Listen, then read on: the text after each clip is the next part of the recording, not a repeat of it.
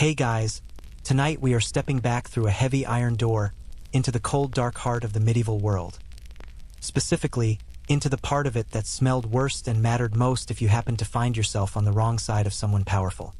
Tonight, we're exploring why it absolutely, categorically, no question about it, sucked to be a medieval prisoner.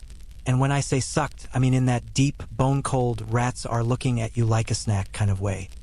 You're not in a sanitized Hollywood dungeon with dramatic torchlight and a mysterious stranger in the next cell who knows kung fu. You are in something far more banal and far more terrible. A hole, essentially, that society has decided to put you in while it figures out what to do with you. You probably won't survive this, by the way. Just something to keep in mind as you get cozy. So, before you get comfortable, take a moment to like the video and subscribe, but only if you genuinely enjoy what I do here. Drop a comment telling me where in the world you're watching from and what time it is there. I genuinely love seeing those roll in from all corners of the globe, whether it's 2 in the afternoon in Adelaide or midnight somewhere in rural Scotland. Now, dim the lights, maybe turn on a fan for that soft background hum, and let's ease into tonight's journey together. You don't see it coming. That's the first thing to understand about becoming a medieval prisoner. There is no polite notice, no court summons slipped under your door with a little wax seal and 3 weeks to arrange your affairs.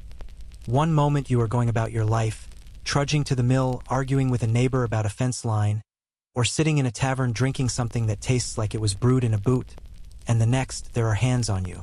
Heavy hands, possibly armored hands. And the world you knew, the smelly, drafty, exhausting but fundamentally navigable world of the medieval village or town, simply closes behind you like water over a stone. This is the arrest, and in the medieval period it is a shockingly casual affair by the standards of what follows. The mechanisms that lead you to that first moment of capture are worth understanding, because they shape everything that happens next. The cell you end up in, the treatment you receive, and the very slim odds of you ever walking out again. Let's begin with the law, because medieval law is a creature worth examining before it examines you.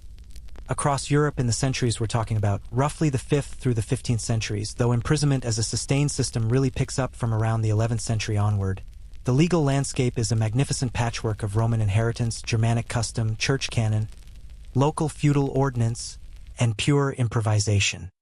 There is no single medieval legal code. There is no unified court system. What exists instead is a layered web of competing jurisdictions, and depending on who you are and who you have offended, you might find yourself answerable to a lord's court, a bishop's court, a town magistrate, a royal sheriff, or simply to the personal fury of whoever is bigger than you and angrier at the moment. The concept of imprisonment itself is interesting here, because for much of the early medieval period, it isn't actually the primary punishment for most crimes. The Germanic legal traditions that dominated much of post-Roman Europe tended to favor fines, compensation payments, called wehrgild, essentially a price placed on the harm done, corporal punishment, or execution. You broke the law, you paid, you bled, or you died. Locking someone up for years was expensive, logistically complicated, and philosophically strange in a world where productivity was directly tied to physical labor. A man sitting in a cell was a man not plowing a field, not paying taxes, not contributing to the fragile economy of subsistence agriculture. So why bother? The answer, as so often in history, is that it depends on who you are. And this brings us to the first great truth of medieval imprisonment. It is profoundly, almost cosmically unfair in ways that track directly along lines of wealth and social status.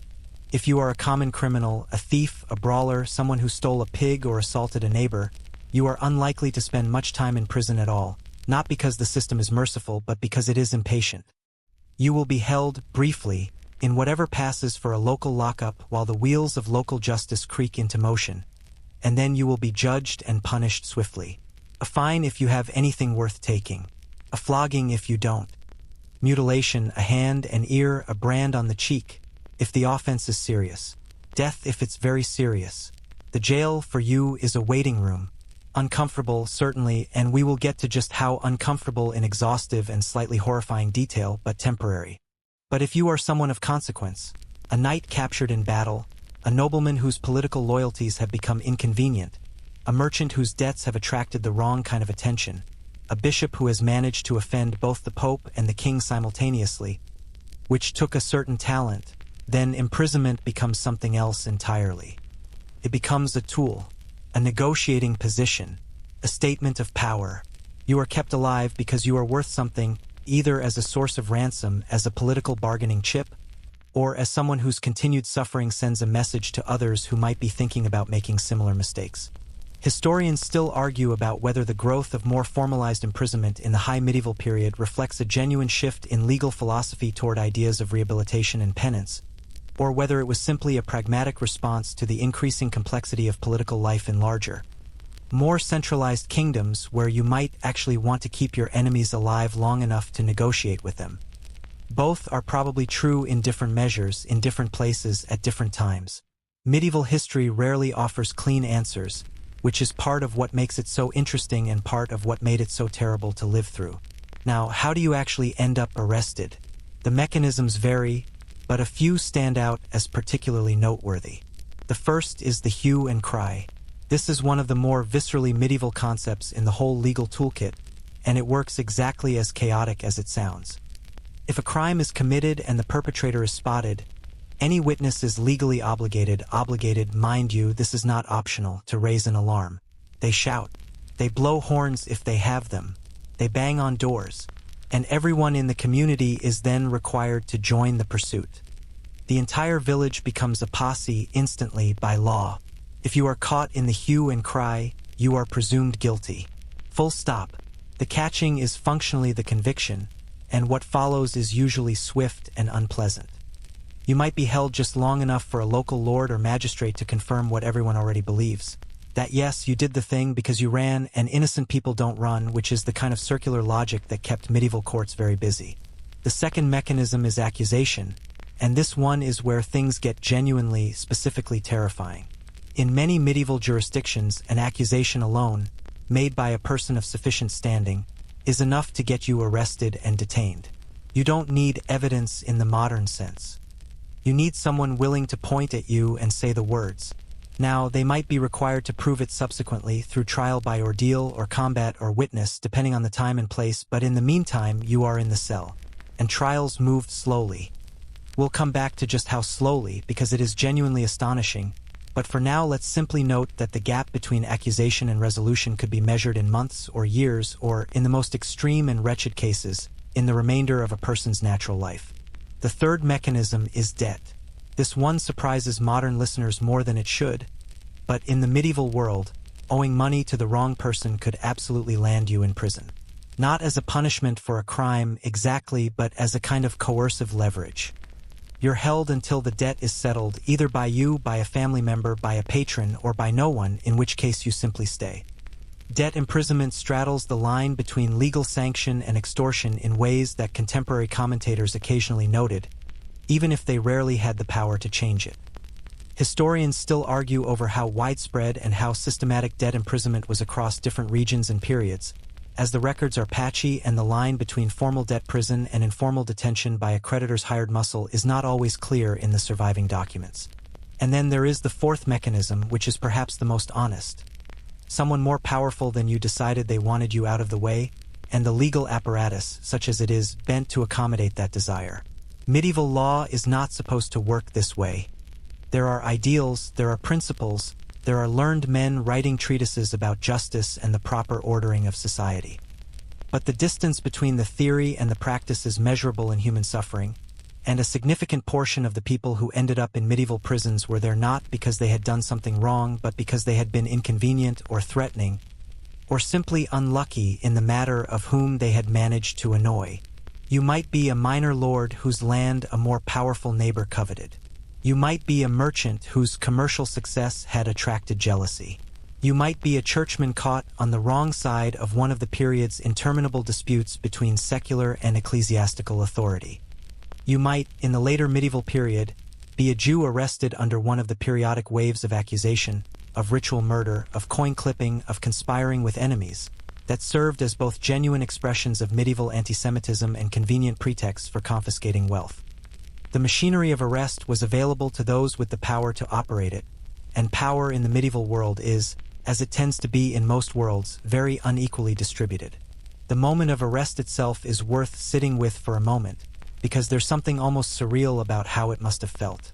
You're in your context, your web of relationships and routines, the small geography of your daily life. And then you're not. You're in someone else's hands, moving through space at someone else's direction, toward a destination you may not know and a process you may not understand. The law, to the extent it exists as a coherent thing, is not transparent. Most people in the medieval period cannot read. Legal procedure is conducted in Latin in church courts, in various forms of legal French or Latin in royal courts, in local vernaculars in manor courts, but rarely in a form that an ordinary person can follow with confidence. You may not know precisely what you're accused of. You may not know who will judge you. You may not know how long any of it will take. What you do know, as the hands tighten and the direction of travel becomes clear, is that you are going somewhere underground, or at least somewhere enclosed, somewhere that smells of things you don't want to think about too carefully, and somewhere that you will not be leaving on your own initiative anytime soon. The door closes, the bolt slides, and whatever came before, the argument with the neighbor, the moment in the tavern, the debt you couldn't pay, the lord you couldn't please, recedes into a world that is suddenly, completely, and terrifyingly behind you. You are, in the language of the time, taken. And from this moment forward, your story belongs to the system that holds you, a system we are only just beginning to explore. The place they take you to is not, despite what every movie has ever suggested, necessarily a dramatic underground fortress bristling with Gothic stonework and atmospheric shadow. Sometimes it is exactly that, yes, and we will get to the specifics of those places with the loving attention to awful detail they deserve. But sometimes it is a room above a gatehouse. Sometimes it is a converted cellar beneath a sheriff's residence. Sometimes it is a wooden cage in the corner of a market square, open to the weather and the commentary of passers-by.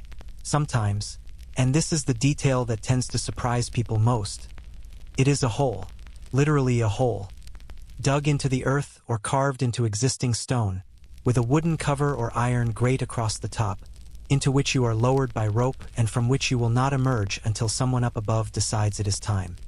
The medieval approach to prisoner containment is, if nothing else, creative in its range. But let's talk about the architecture properly, because the built environment of medieval imprisonment is genuinely fascinating in the way that things designed to make human beings miserable tend to be. There is an awful ingenuity to it, a dark craft, and understanding what these spaces looked like and how they function tells you almost everything you need to know about what society thought it was doing when it locked someone away. The word dungeon comes to us from the Old French dungeon, which originally referred simply to the great tower of a castle, the keep, the central stronghold, the tallest and most defensible structure in the whole fortification. In the early medieval period, the dungeon was the lord's residence, his last refuge, the symbol of his power made in stone. It was not primarily a prison. But towers have ground floors, and ground floors can be divided, and below ground floors there are foundations, and below foundations there is earth. And at some point some pragmatic medieval lord looked at his tower and thought, yes, there are spaces in here that a person could be put in. And that thought, multiplied across every fortified structure in Europe over several centuries, is how the dungeon becomes the dungeon. The Tower of London is the obvious example, the one everyone knows, and it's worth pausing on it precisely because its fame can make it seem exceptional when it is actually quite representative of how castle-based imprisonment worked at the high end of the social scale. The tower as it stood by the later medieval period was a complex of buildings within walls within a moat. A layered system of security that reflected both genuine military thinking and a kind of architectural statement about the power of the crown. Important prisoners here were not necessarily kept in the smallest or darkest spaces. There were rooms, proper rooms with fireplaces and windows, in the upper floors of various towers. Richard II was held here. The future Elizabeth I spent time here. A sufficiently important prisoner might have servants, might receive visitors, might eat reasonably well. The tower was a gilded cage for those valuable enough to merit the gilding. But even here, even in this most famous and relatively well-resourced of medieval prisons, the experience depended entirely on your value to the people who held you. Descend the social scale and the accommodations descend with you, faster and further than you would like. Because the tower also had its lower spaces, its less celebrated corners, And into those went the people whose suffering was not a political inconvenience but simply a fact. And the tower, remember, is the prestige option. Most medieval prisoners were nowhere near the Tower of London. What they were near, much more commonly, was something like a town jail, and the town jail is where medieval incarceration really shows its teeth. These structures varied enormously in their physical form depending on when and where they were built, but they shared certain characteristics that you are, at this point in your journey, going to become intimately familiar with. First, they were almost always inadequate for their purpose. Medieval town jails were not purpose-built correctional facilities designed by architects with a brief to humanely house a certain number of inmates. They were improvised, repurposed, extended, crammed. A gatehouse that had originally been built to control traffic through a town wall would gain a room, then another room, then a cellar, then a pit beneath the cellar as the need expanded and the budget didn't.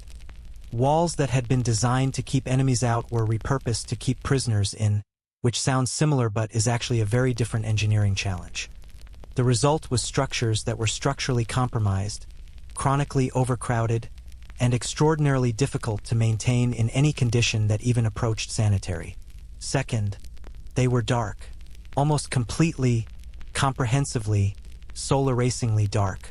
The windows that existed were small, narrow slits in thick stone walls, designed to prevent escape and to limit the transfer of weapons or contraband from outside. They were usually unglazed because glass was expensive, which meant that when it was cold outside, it was cold inside too, with the added feature of wind. In the deeper parts of the structure, below ground level, there was frequently no natural light at all.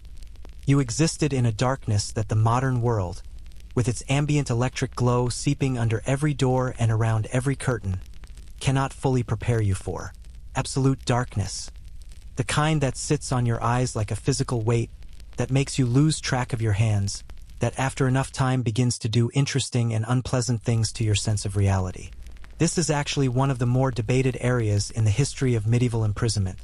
Historians still argue about whether the use of darkness as a specific tool of psychological pressure was intentional and systematic, or whether it was simply a byproduct of building with stone and not wanting prisoners to escape. The answer is probably both, varying by context, but the effect on the prisoner was the same regardless of the intention behind it. Third, they were cold. The stone that made medieval structures durable also made them thermal nightmares. Stone absorbs cold and releases it slowly, which means that even in summer, the deeper cells of a medieval prison maintained a chill that settled into bones and joints with a persistence that felt almost personal. In winter, the cold could be genuinely life-threatening. There was rarely any provision for heating in lower-level cells. Fire was a security risk, fuel cost money, and anyway the comfort of prisoners was not a priority that featured prominently in the budget discussions of medieval municipal governments. You had whatever clothing you were wearing when you arrived, whatever blankets a sympathetic jailer might provide for a price, and your own body heat, which is a diminishing resource when you're not eating enough. Let's talk about the specific architectural features because some of them have names, and the names are almost poetic in their bluntness. The oubliette. From the French oublier, to forget, a vertical shaft, typically just wide enough to contain a human body, with an opening at the top through which prisoners were lowered, and no other exit. The oubliette was not primarily designed for short-term holding. It was a place you went when someone wanted to make you disappear, not in the dramatic assassination sense, but in the quieter, more bureaucratic sense of simply removing you from the category of people that needed to be dealt with. You went into the oubliette and you were, in a functional social sense, forgotten. Whether you were also literally forgotten, whether there were prisoners left in oubliettes long past any administrative memory of their existence, is something the historical record occasionally hints at in ways that are deeply uncomfortable to sit with. The bottle dungeon is a related design. A cell whose cross-section widens as you descend, like an inverted bottle, so that the only entrance is through a narrow opening at the top.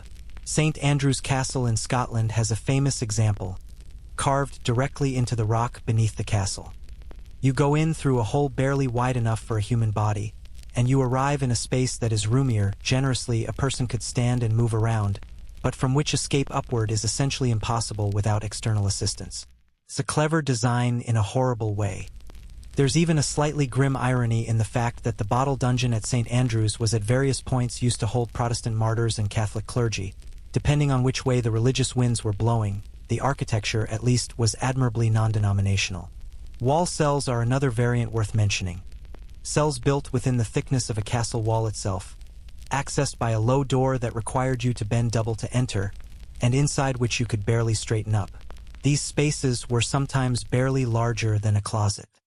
They had the advantage, from the jailer's perspective, of being extremely secure and extremely easy to ignore, since the prisoner inside could neither be seen nor heard from any normal inhabited space. They also had the disadvantage, from the prisoner's perspective, of being essentially sensory deprivation chambers with added cold and damp. And then there are the common cells, the large shared spaces that housed the majority of the prison population in major urban jails.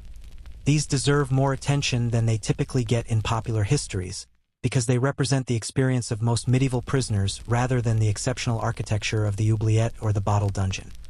The common cell of a major medieval jail, Newgate Prison in London, is the example with the best surviving documentation for the later medieval period, though similar conditions are attested across Europe, was a large, low-ceilinged room in which anywhere from a handful to several dozen people might be housed together, with minimal ventilation, minimal light, no formal sanitation arrangements beyond whatever bucket or corner had been informally designated for the purpose, and no separation by offense, gender, age, or condition.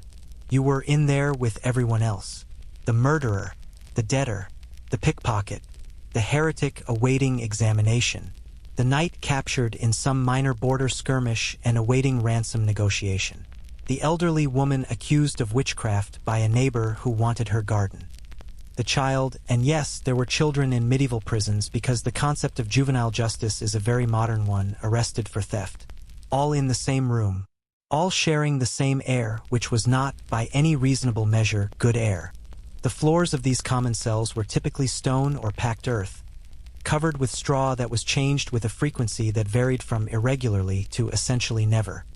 The straw served multiple functions: insulation against the cold floor, absorption of waste, and habitat for the insects and rodents that were as permanent a feature of the medieval prison as the walls themselves.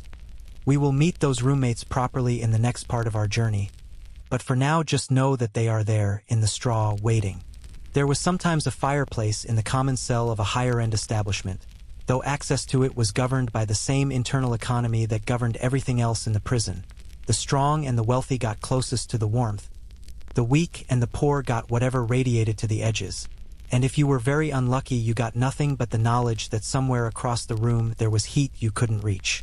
One architectural detail that strikes modern visitors to surviving medieval prison spaces is the graffiti. Across Europe, in the cells of castles and towers that have survived the centuries, there are inscriptions carved into stone by prisoners who had nothing but time and a piece of harder rock or a nail. Names, dates, religious phrases, invocations of saints, fragments of prayer, the cross carved over and over with the patient repetition of someone who had run out of other things to do. Occasionally something more personal, a sentence, a declaration, a lament. The Tower of London has some of the most famous examples, but they exist in prison spaces across the continent. There is something almost unbearably human about them, the insistence on leaving a mark, on saying I was here, I existed, I was a person in this place that was designed to make me feel like nothing. Historians still argue about the extent to which this graffiti was tolerated or actively suppressed by prison authorities, and what the variety of inscriptions can tell us about the literacy levels and psychological states of prisoners across different periods. What is clear is that the impulse was nearly universal. Given the means and the time, people wrote on the walls. In a place designed to erase you, you wrote yourself back in. The castle is one end of the architectural spectrum, but there is another end, and it is somehow more depressing precisely because it lacks even the grim grandeur of the stone tower. In smaller towns, in rural areas, in the less formally organized corners of the medieval world, prison facilities were often improvised to a degree that beggars description. A strong room in a guild hall, a locked cellar under a church, a cage of iron bars or heavy timber, set up in the open air of the market square for short-term holding, exposed to weather, to the stares of passers-by, to whatever the community felt moved to throw, literally or metaphorically. Stocks and pillories were not prisons in the formal sense, but they functioned as temporary ones, immobilizing a person in public space, removing their ability to act or leave, while adding the additional punishment of communal humiliation. Some rural lords kept prisoners in conditions that would not have looked out of place in the earlier Iron Age. Pits with wooden covers, cellars under barns, the spare room in the gatehouse that had accumulated several decades of debris on top of whatever poor soul had been put in there most recently.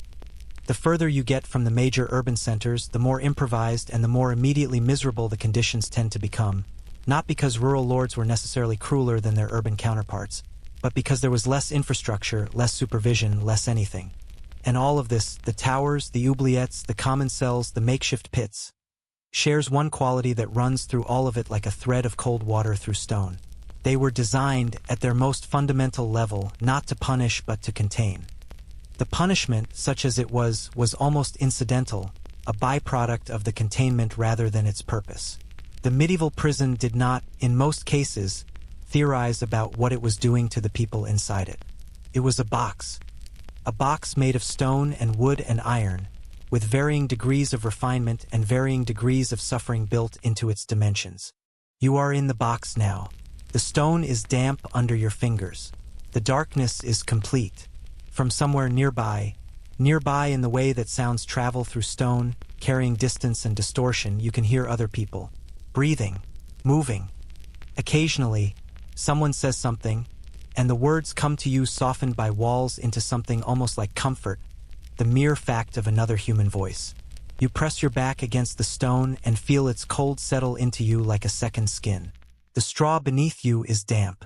Something moves in it that you decide not to investigate.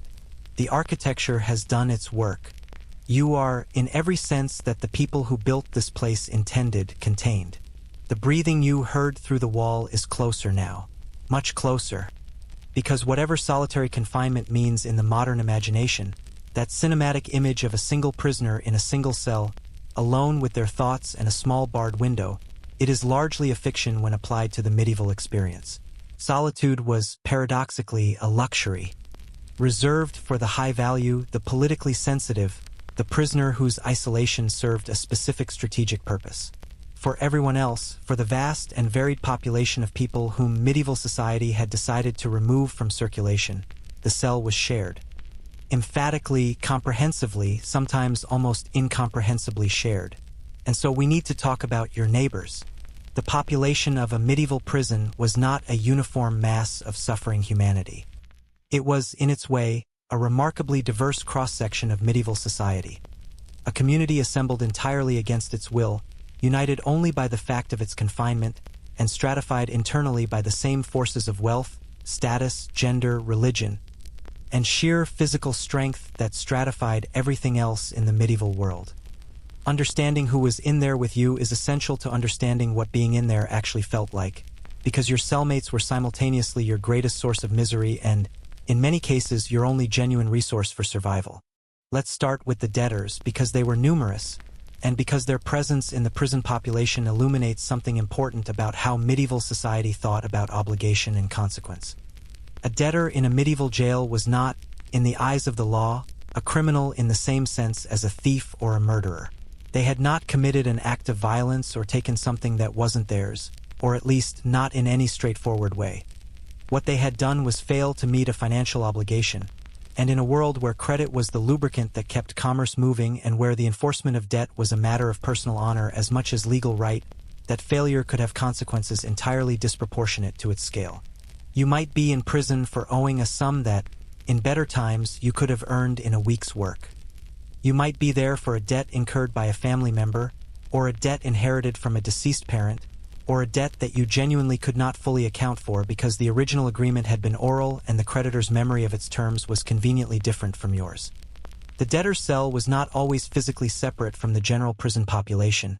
In smaller establishments they were all mixed together, but where separation was practiced, the debtors sometimes occupied slightly better conditions, on the theory that they were not dangerous and might eventually pay their way out, so it didn't make sense to damage them too badly in the meantime. The relationship between debtors and other prisoners was often one of uneasy coexistence. A debtor with family connections on the outside might receive food, money, small comforts, and the social dynamics around those resources inside the cell could be tense. Everyone was hungry. Not everyone had someone sending them bread. Then there are the political prisoners, and they represent perhaps the most visible and best documented segment of the medieval prison population, precisely because they tended to be literate or to have literate advocates, and because their cases were interesting to the chroniclers who wrote the histories we have inherited. A political prisoner in the medieval sense covers a wide range: the captured noble awaiting ransom, the deposed king or claimant to a throne, the troublesome churchman whose opinions had made powerful enemies, the advisor who had outlived his usefulness, the rebel whose rebellion had not quite succeeded. These prisoners were often housed in notably better conditions than the general population, not out of mercy, but out of calculation. A ransom negotiation requires a living body in passable condition. A political hostage whose health is visibly deteriorating is a diplomatic embarrassment. A king in prison, and the medieval period produced several of these, including Richard II of England and John II of France, the latter captured at the Battle of Poitiers in 1356, needed to be maintained in a state that acknowledged his status even as it denied his freedom. John II spent significant portions of his captivity in England in conditions that, while not free, included decent food, some freedom of movement within his place of confinement, and social interaction with other prisoners and English nobles. He died in London before his ransom was fully paid, but not of the conditions of his imprisonment, or at least not directly. The political prisoner's experience varied so wildly by individual circumstance that generalizing about it is difficult, but one thing is consistent: the higher your status, the more leverage you represented, and the better your treatment tended to be. This is not a principle that reflects well on the medieval justice system, but it is a principle that was applied with remarkable consistency across different kingdoms and centuries. Now, sharing your space with a deposed king or a captured French nobleman is one thing. Sharing it with a heretic is quite another, and not just because of the theological implications, though those were real enough in a society where being seen to associate with someone condemned by the church carried its own risks. Heretics in the custody of ecclesiastical authorities were a special category, held under church jurisdiction in spaces associated with the relevant institution: a bishop's prison, a monastery's secure room, later the dedicated facilities of the Inquisition, and their treatment was governed by a distinct set of rules and priorities. The goal of heretical imprisonment, at least in theory, was not punishment but conversion. You were in there not because society had given up on you, but because the church was still working on you, still hoping that the combination of isolation, prayer, restricted diet, and occasional visits from learned clergymen would bring you back to the correct understanding of Christian doctrine. The prisoner was simultaneously a soul to be saved and an infection to be contained, and these two goals were not always easy to reconcile in practice. Historians still argue about whether the spiritual rehabilitation framework of church imprisonment represented a genuinely more humane approach to confinement than secular alternatives, or whether the additional element of religious coercion made it in some ways more psychologically brutal, stripping from the prisoner not just freedom but the integrity of their own beliefs. The common criminals, the thieves, the assaulters, the poachers, the people convicted of the endless petty violations of an agricultural society with strict rules about who owned what and where you were allowed to walk, formed the bulk of the short-term prison population in most establishments. Their time in custody tended to be briefer, not because the system was efficient, but because the system was impatient, and because the resources required to hold them for extended periods were not available. But while they were there, they contributed significantly to the social ecosystem of the cell. Among common criminals, a kind of internal hierarchy quickly established itself, as internal hierarchies always do when you put human beings in confined spaces without formal structure. The hierarchy was based on roughly the same things it was based on outside the walls: physical strength, social connections, the ability to generate or control resources, and the willingness to use violence or the credible threat of it to maintain a position. Older prisoners, those who had been in longest, sometimes held informal authority simply by virtue of knowledge. They knew which guards were bribable, which corners of the cell were marginally warmer, which days' food distribution happened to be slightly more generous. That knowledge was currency, and like all currency, it could be shared, hoarded, or extorted. Women were, in theory, supposed to be held separately from men in medieval prisons, not primarily out of concern for their welfare, but out of a combination of moral propriety and the practical concern that mixed-sex incarceration produced pregnancies, which complicated the administrative picture considerably. In practice, the separation was inconsistent at best. Smaller establishments simply didn't have the space. The women's section of a larger jail might be a room or a corner rather than a genuinely separate facility, with a permeable boundary maintained more by custom than by physical barrier.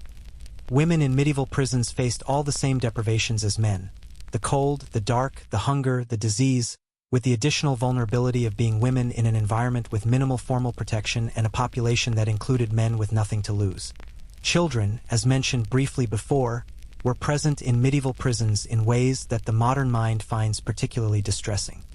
The concept that children should be treated differently from adults in the criminal justice system, that age implied diminished responsibility, that young people were in some meaningful sense still developing and therefore redeemable in ways that hardened adult criminals might not be, was not absent from medieval thought entirely. There were voices, largely ecclesiastical, that argued for mercy toward the young. But the formal legal architecture that would create juvenile justice systems was centuries in the future, and in the meantime, a child who had committed an offense that warranted imprisonment was imprisoned. They went into the same space as everyone else. They navigated the same internal hierarchies by whatever means they could manage. And then, completing the human population of your new home, there are the people who are not quite there for any of the above reasons: the people held on suspicion, the people detained as witnesses in cases involving others, the people whose arrest was the result of being in the wrong place during someone else's altercation with the law, the people who honestly weren't sure why they were there and had no reliable mechanism for finding out. Medieval legal procedure did not include a right to be informed of the charges against you in any timely or comprehensible way, and the population of confused, technically innocent detainees in any given medieval jail was probably larger than the historical record, which tends to focus on the formally prosecuted, can fully capture. All of these people, the debtors, the nobles, the heretics, the criminals, the women, the children, the confused innocent bystanders, are your cellmates. But I promised you roommates of another kind, and it would be a genuine disservice to this narrative to gloss over the non-human inhabitants of the medieval prison, because they were numerous, they were consequential, and they were, in a very real sense, the dominant life form in the building. Rats were the most significant. Not the charming, intelligent, curious rats of nature documentaries, but the brown rat, Ratus norvegicus, or its medieval predecessor species, in its historical role as companion of human poverty and filth. Rats in the medieval prison were not a problem to be managed, but a condition to be endured, like the cold and the dark. They were everywhere. In the straw, in the walls, behind the stones, running across sleeping bodies in the night with a confident familiarity that made it clear they regarded the space as theirs rather than yours. They ate the food if you had it. They ate the straw. They ate clothing, leather, wood, and, in the cases of prisoners too weak to drive them off, they ate the prisoners. Not dramatically, not the movie version of a person being swarmed and consumed, but gnawing at fingers, at toes, at faces, with the patient thoroughness of animals that had long since ceased to fear the things that shared their space. Rats also carried fleas, and the fleas carried things we will discuss at length in a later section, but for now simply note that the rat was not merely an unpleasant neighbor but a vector for some of the most destructive diseases in human history. In the medieval prison, they moved freely between the sick and the well, the dead and the living, the inside and the outside, carrying their invisible passengers in every direction. Lice were so universal as to barely merit comment, except that they very much do merit comment because they were genuinely awful. Body lice, head lice, the whole extended family, they were a standard feature of medieval life for most of the population, not just prisoners, but in the prison context the inability to wash, to change clothing, or to escape infested straw created conditions of infestation that went well beyond the normal medieval baseline. Scratching was so constant and so involuntary that it probably ceased to be consciously registered after a certain point, becoming simply part of the background texture of existence. Fleas, bedbugs, and various other insects rounded out the invertebrate population with their own specific contributions to the general misery. The straw that served as bedding was essentially a purpose-built insect habitat, and the warmth of human bodies was a resource that the local insect population had absolutely no intention of failing to exploit. And then there is the question of mold. Medieval prison walls were damp, the combination of stone, below-ground construction, minimal ventilation, and the moisture produced by many breathing bodies in an enclosed space created conditions in which mold grew with the same enthusiasm it applies to forgotten bathroom grout. Black mold, green mold, the fuzzy white mold that colonized anything organic left against the walls. It was a permanent feature of the environment, and while medieval people did not understand mold in terms of mycotoxins and respiratory health, they knew empirically that the damp black stuff on the walls was associated with sickness and with a particular kind of persistent cough that tended not to improve. You are sitting in the straw. Something is definitely moving in it. Across the cell, a man you don't know is sleeping with the practiced skill of someone who has been here long enough to sleep anywhere. Near the small, high window, little more than a slit in the stone, two other figures are talking quietly.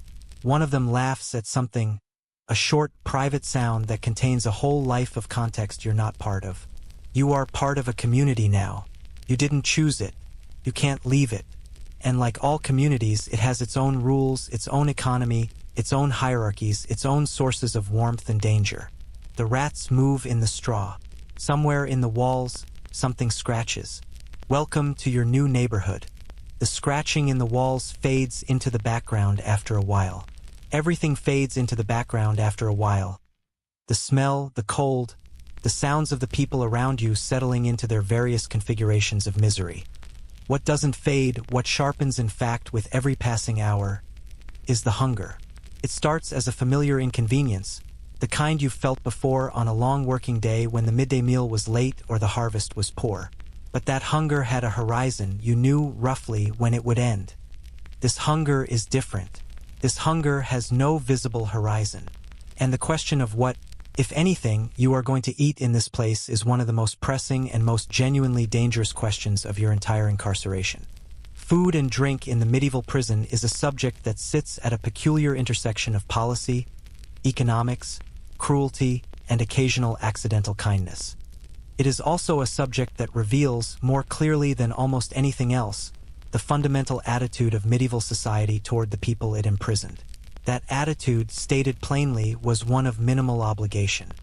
You were kept alive because a dead prisoner was occasionally an administrative inconvenience and sometimes a waste of a valuable resource. But kept alive is not the same as nourished, and the gap between those two conditions, the gap between surviving and actually being fed enough to maintain health, strength, and cognitive function, was where a significant proportion of the suffering of medieval imprisonment took place. Let's start with what the theory said, because there was theory. Medieval legal and ecclesiastical thinkers did occasionally address the question of prisoner welfare, and their conclusions, while not exactly generous by modern standards, at least acknowledged that the people in custody were people. Church doctrine held that providing food and water to the imprisoned was a corporal work of mercy, one of the 7 specific acts of charity that a good Christian was obligated to perform. This is where the tradition of charitable organizations and pious individuals bringing food to prisoners comes from, and it was a tradition that had real practical consequences. In many urban centers, guilds, religious confraternities, and individual donors provided food to the prison population on a regular basis, particularly on feast days and during periods of religious observance. The church outside the prison walls occasionally fed the people inside them, even when the institution responsible for the prison itself did not. But the baseline, what you got if no one charitable was paying attention to you specifically, was something else. The standard prisoner ration in most documented medieval establishments was bread and water. Sometimes pottage, which was essentially a thin vegetable soup of varying quality and consistency. Sometimes ale, because ale was safer to drink than water in many medieval urban environments, a fact which remains quietly one of the more interesting public health details of the period, that the alcoholic beverage was the responsible hydration choice. Occasionally, in better-resourced establishments or for higher-status prisoners, there might be something more substantial: meat on feast days, fish on fast days, legumes, whatever was cheapest and most available in the local market. The bread is the thing to focus on because it was the center of the prison diet in almost every documented case. And the bread that prisoners received was not the bread that a prosperous burgher ate at his table. It was the bread at the bottom of the baking hierarchy: old bread, stale bread, bread made from the lowest grade of flour, bread that had been produced in whatever quantity the budget allowed and distributed with whatever consistency the jailer felt like maintaining on any given day. In England, there is documentation from the 13th century onward of a specific prison loaf, a standard unit of bread intended as a daily ration for prisoners who had nothing of their own, and the accounts of its quality are not flattering. It was dense, dark, and made from grain that had often already been rejected for other uses. The quantity was also almost universally insufficient, not by a small margin but by the kind of margin that, over weeks and months, produced visible, documented physical deterioration in prisoners. Chroniclers and court records occasionally note prisoners who emerged from custody so wasted by hunger that they could barely walk, who had lost so much weight as to be unrecognizable to family members, who had sold or traded away everything they possessed. Clothing, shoes, any small personal item they'd had when arrested for additional food. The prison diet was, in many cases, a slow starvation managed just carefully enough to keep you alive for whatever purpose the system required. Water deserves its own moment here, because the water situation was frequently worse than the food situation, which is saying something. Medieval prisons were not provided with running water. This is not a period of plumbing in any meaningful sense, outside of some specific monastic and palace contexts. Water came in whatever way water could be made to come in. Carried by a jailer, drawn from a well within the prison yard if one existed, delivered by whoever was responsible for the basic maintenance of the facility. In many cases, the water available to prisoners was drawn from the same sources as the water available to the rest of the urban population, which were sources that were in turn frequently contaminated by the waste products of the same urban population. Medieval cities were not fastidious about the separation of water supply and sewage. These concepts were understood in theory and violated constantly in practice, and a prisoner drinking from a shared urban water source was drinking whatever had been upstream of that source as well. The ale alternative was real and genuinely practical, but it came with its own complications in the prison context. Ale cost money. Money was something that the prison system was reluctant to spend on prisoners. The ale that was provided as part of the standard prison ration, where it was provided at all, was frequently weak, sour, or already turning, produced cheaply and delivered inconsistently. Better ale could be purchased if you had the means to purchase it, and we will come back to the role of money in the prison economy in considerable detail very shortly. But for those without means, the liquid provision of the medieval prison was a choice between water of questionable safety and ale of questionable quality, and neither option was adequate to maintain health over any extended period. Now, the deliberate use of food restriction as a judicial tool is where things get particularly grim, and where the medieval approach to imprisonment reveals a calculated brutality that is worth sitting with rather than rushing past. There was a specific punishment in medieval English legal practice known by the Latin phrase peine forte et dure, strong and hard punishment, which was applied to prisoners who refused to enter a plea to the charges against them. The logic was this: a trial could not proceed without a plea. If you refused to plead, you blocked the entire machinery of justice. And the system's response to this obstruction was to place the prisoner under a literal physical weight. Stones were added to the chest of a person lying on the ground, while simultaneously restricting their food to a specific, prescribed near-starvation diet on the first day, 3 morsels of bread on the second day, 3 draughts of water from the nearest puddle on the third day, 3 morsels of bread on the fourth day, 3 draughts of puddle water, and so on, alternating until you either entered a plea or died. This was not a theoretical punishment. It was applied. The most famous case is probably that of Margaret Clitheroe, a Catholic martyr in Elizabethan England, though by that period we are at the very edge of what we might call medieval. Earlier cases exist throughout the records of English medieval courts. People died under the stones. People also chose the stones deliberately, because dying under peine forte et dure meant that your estate was not forfeit to the crown, as it would be if you were convicted of a felony. Some prisoners, faced with the certainty of conviction and the desire to leave something to their families, chose the slower and more painful death over the legal one. This is the kind of calculation that medieval justice occasionally forced upon people, and it is not a calculation that reflects well on the system that produced it. Historians still argue about how widespread peine forte et dure was in practice across different jurisdictions and periods, and whether the dramatic accounts and chronicles represent typical application or exceptional cases selected for their narrative interest. What is not in dispute is that the deliberate manipulation of food and water as coercive tools was a recognized and legitimate element of medieval judicial practice, not an abuse of the system but a feature of it. The charitable provision of food mentioned earlier is worth returning to in more detail, because it was genuinely significant and because it represents one of the more human threads running through an otherwise fairly bleak picture.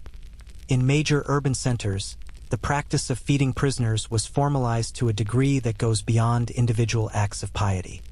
In London, for instance, there are records of specific arrangements by which the livery companies, the trade guilds that organized much of the city's commercial and social life, contributed regularly to the feeding of prisoners in Newgate and other city jails. Religious confraternities took on prisoner feeding as a specific institutional obligation. Wealthy individuals left bequests in their wills specifically designated for the provision of food to prisoners. On certain feast days, the generosity could become almost lavish by the standards of the baseline. Proper meals, sometimes including meat, sometimes including ale of decent quality, delivered to the prison in quantities that briefly and dramatically improved the situation inside. These feast day provisions were eagerly anticipated by the prison population in the way that any reliable exception to misery is anticipated, and their timing and scale became a kind of rhythmic punctuation in the otherwise undifferentiated sameness of incarceration. You knew that Christmas would bring something better. You knew that certain saints' days meant food. This knowledge was worth something, not much, but something. The flip side of charitable provision was its inconsistency and its susceptibility to the same corruption that infected every other aspect of the medieval prison system. Food donated for prisoners did not always reach the prisoners for whom it was intended. A jailer with discretion over distribution had considerable opportunity to skim, to substitute, to redirect. The better cuts of meat, the fresher bread, the decent ale, these could find their way to the jailer's own table, or be sold back to prisoners who had the means to pay for them, or be exchanged for the various informal services and accommodations that constituted the prison's internal economy. The prisoner who received the charitable donation as intended was the prisoner who was being watched by someone. A family member, a confessor, a legal representative who could verify that the provision had arrived. The prisoner with no one watching got whatever the jailer felt like giving them. Particularly wealthy or well-connected prisoners could, in the right circumstances, arrange for food to be brought in from outside entirely, from their own households, from taverns or cookshops, prepared to a standard that bore no resemblance to the prison ration. There are accounts of noble prisoners in major fortresses essentially maintaining a recognizable version of their normal diet throughout their incarceration, with servants bringing meals, wine being provided, the whole apparatus of aristocratic eating recreated within the prison space. This is not the standard experience. It is so far from the standard experience that it barely belongs in the same narrative. But it is real, and it illustrates the degree to which the prison was not a leveling institution in any meaningful sense. It reproduced the hierarchies of the outside world with only modest modification. For everyone else, for the vast majority of the prison population who had no household to send them food, no guild to advocate for them, no wealthy patron to ensure their comfort, the diet of the medieval prison was an ongoing physical assault. Not dramatic, not sudden, but steady and cumulative. The body kept count even when the mind tried to stop counting. The weight came off. The joints ached. The gums began to soften. The concentration frayed. The cold felt colder when you had less flesh between your bones and the world. The distances to simple physical tasks, standing, walking across the cell, lifting your arms, increased in ways that were subtle at first and then suddenly frighteningly obvious. And the thirst, the particular, insistent, impossible to ignore thirst of inadequate hydration layered on top of inadequate nutrition layered on top of cold layered on top of everything else. A thirst that the water available to you might not actually address, because drinking water of dubious provenance might add dysentery to the existing menu of miseries rather than relieving the hydration deficit. The choice between thirst and the risk of what the water carried was a choice that medieval prisoners made repeatedly, and often made wrong, not through stupidity but through desperation. You are hungry now, not the polite, negotiable hunger of someone who has merely skipped a meal, the kind of hunger that has been sitting in your stomach long enough to stop feeling like an event and start feeling like a feature of reality. The bread from this morning, if it was this morning, time being somewhat elastic in the dark, was stale and small and has been completely metabolized by a body that was hoping for considerably more. Across the cell, someone is eating something. You can hear it. You try not to listen, which makes you listen harder. The water in the cup beside you has been there long enough to develop an opinion about itself. You drink it anyway. The cup is empty now, and the question of how you get another one, of how you get anything in this place, leads directly to the most important relationship of your entire incarceration. More important than your relationship with the law that put you here. More important, in immediate practical terms, than your relationship with God, though you will be spending considerable time on that one too. The most important relationship in your medieval prison life is your relationship with the jailer. And it is a relationship that operates on terms he sets entirely, in a system so thoroughly, so structurally corrupt that calling it corrupt almost misses the point. Corruption implies a deviation from a norm. And in the medieval prison, the extraction of money and goods from prisoners by the people responsible for them was not a deviation. It was the norm. It was, in many cases, the entire business model. To understand the jailer, you need to understand how the position worked, because it worked in a way that virtually guaranteed the conditions we are describing. In most medieval jurisdictions, the office of jailer or prison keeper was not a salaried civil service position in the modern sense. It was, depending on the establishment and the period, either a purchased office, you paid for the right to hold it, as you might pay for any other medieval administrative position, or a fee-based role in which your income derived entirely or primarily from what you could extract from the operation of the prison itself. In either case, the financial logic pointed in the same direction. The prison was a revenue-generating enterprise, and the prisoners were the revenue source. This created an economy of remarkable internal coherence and external monstrousness. The jailer charged for everything. Entrance fees, yes, you paid to be admitted to the prison, which is the kind of medieval irony that seems too on the nose to be real but is extensively documented. You paid for your chains, or rather for their quality and weight. Heavier chains cost you less because they were the default, lighter chains that allowed more movement were a premium product, and no chains at all, for those of sufficient means and perceived low escape risk, were a luxury item. You paid for your cell assignment with better cells, higher up, drier, better ventilated, perhaps with a window, commanding higher rates than the pit options. You paid for your bedding, such as it was. You paid for candles if you wanted light. You paid for the right to have visitors. You paid for the right to send messages. You paid, in many establishments, a weekly or daily rate simply for the fact of your continued housing, a kind of rent that accrued whether or not you had any income to pay it with, converting your debt of whatever had landed you here into a second, growing debt to the institution that held you. And when you were eventually released, if you were released, you paid exit fees. Discharge fees. The jailer's due upon departure, which had to be settled before the door opened regardless of what legal process had determined about your guilt or innocence. An acquitted prisoner who could not pay the exit fee did not leave. This is not a hypothetical. It is documented across multiple jurisdictions in England, in France, in the Italian city-states, in the German lands. Innocent people sat in prison after their acquittal because they couldn't afford to leave, accruing further debt to the establishment that was illegally holding them, in a spiral that had no logical exit point without external intervention. The chains deserve particular attention because the chain economy was so thoroughly developed and so widely documented that it constitutes a kind of case study in how medieval institutions transformed human suffering into revenue. In English practice, the standard restraints applied to a new prisoner were heavy irons, manacles on the wrists, fetters on the ankles, connected by a chain of a weight designed to impede movement without completely preventing it. These were the default, the thing you got when you couldn't pay for anything better, and they were genuinely, physically awful. Heavy medieval iron was not smooth or ergonomically designed. It chafed. It rubbed skin raw within days. In the damp conditions of the typical cell, the contact points became infected with a consistency that was essentially certain over any extended period. The wounds from poorly fitted iron restraints were a standard feature of the medieval prisoner's body, and in the accounts of released prisoners, or of bodies examined after death in custody, they appear with depressing regularity. But you could pay to have the irons lightened. Lighter chains, better fitted, were available at a price.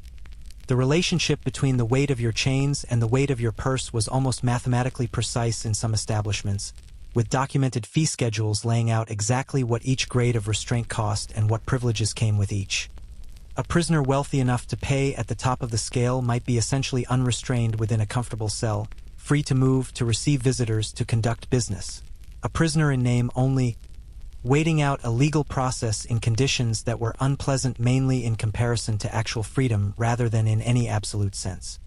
A prisoner at the bottom of the scale was in the heaviest irons, in the worst cell, eating the minimum ration in the dark.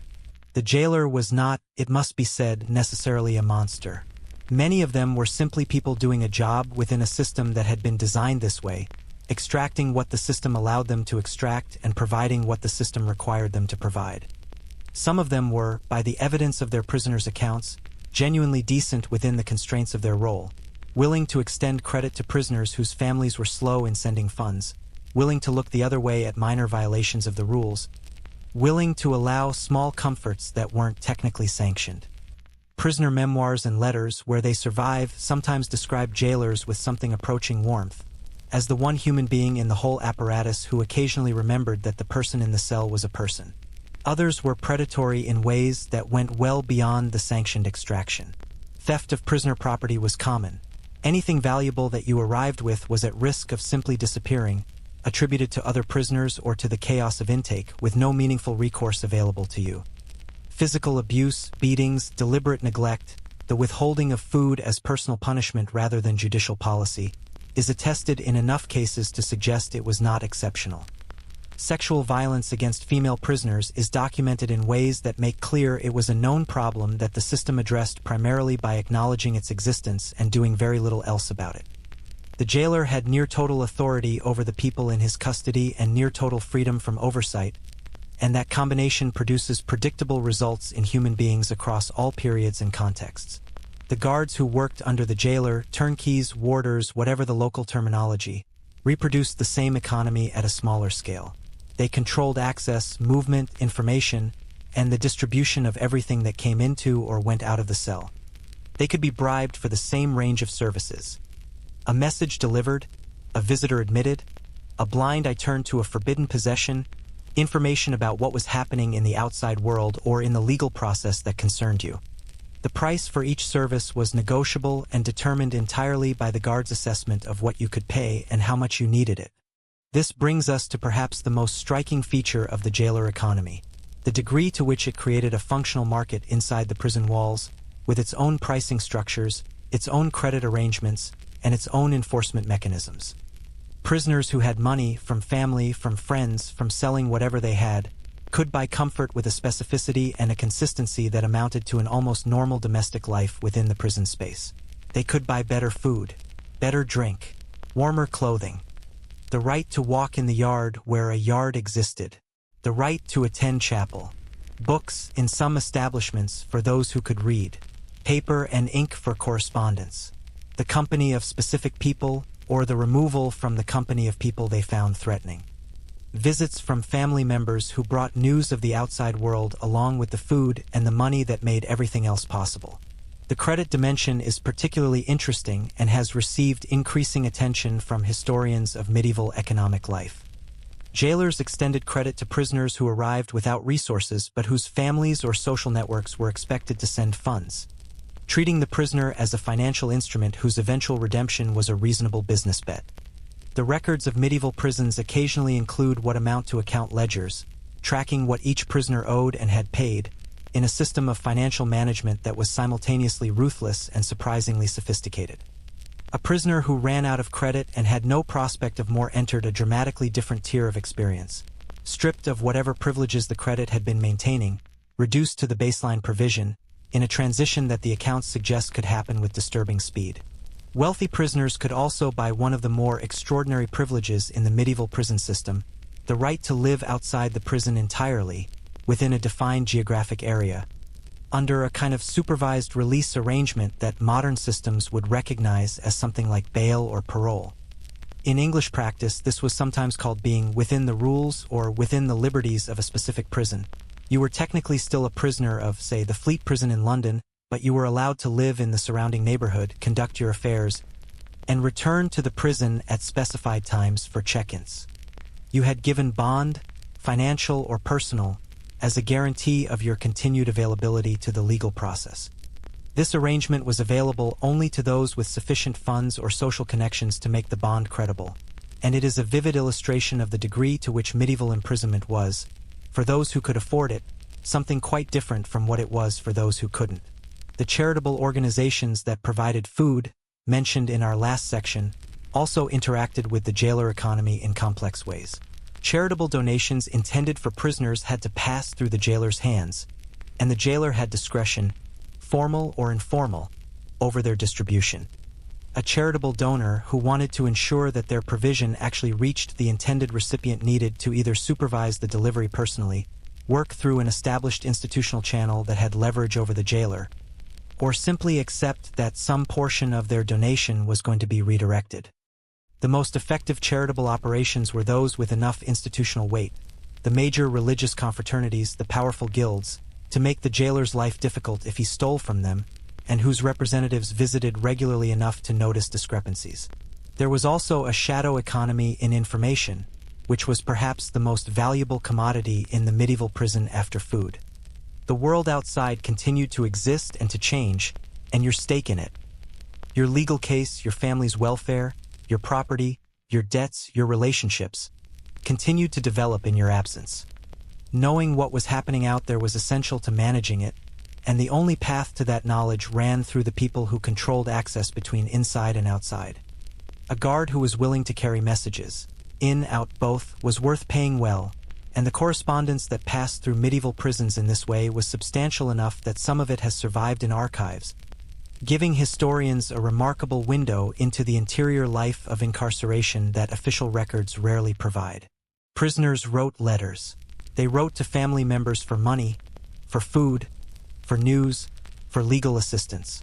They wrote to patrons and advocates asking for intervention. They wrote to ecclesiastical authorities seeking spiritual counsel or practical protection. They wrote to each other within the prison and between different prisons, maintaining networks that transcended the walls that were supposed to contain them. The literate prisoner, and literacy, while not universal, was more common among the imprisoned population than the general medieval average. Given the overrepresentation of clergy, merchants, and nobles, was a prisoner with a significant additional resource, because words on a page could travel where the body could not. And this is where the jailer economy reveals its final, most interesting dimension. It was not purely extractive. It was, in a distorted way, also productive. The prison was a node in the information and financial networks of the medieval city, a place where messages and money flowed in ways that the jailer sat at the center of. A well-connected and reasonably honest jailer, the emphasis on reasonably doing a lot of work there, could actually serve as a kind of service provider, facilitating the continuation of the prisoner's external life in ways that benefited everyone, including himself. The prison was not hermetically sealed from the world around it. It was embedded in it economically and socially, and the jailer was the point of embedding. You look at the man across the barred partition. He has not yet looked at you with direct menace, which you understand, from what the other prisoners have told you, is actually a moderately good sign. He is assessing you, calculating.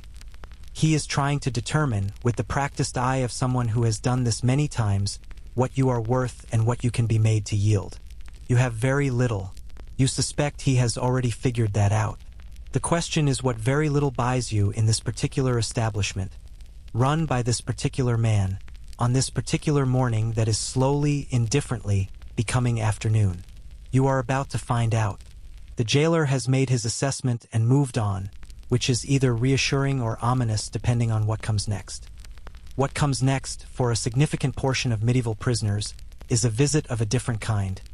Not the jailer with his mental ledger of your assets, but someone with a more formal brief, a more official purpose, and a set of tools that the system has authorized them to use in the pursuit of something the medieval legal mind called, with a straight face, the truth.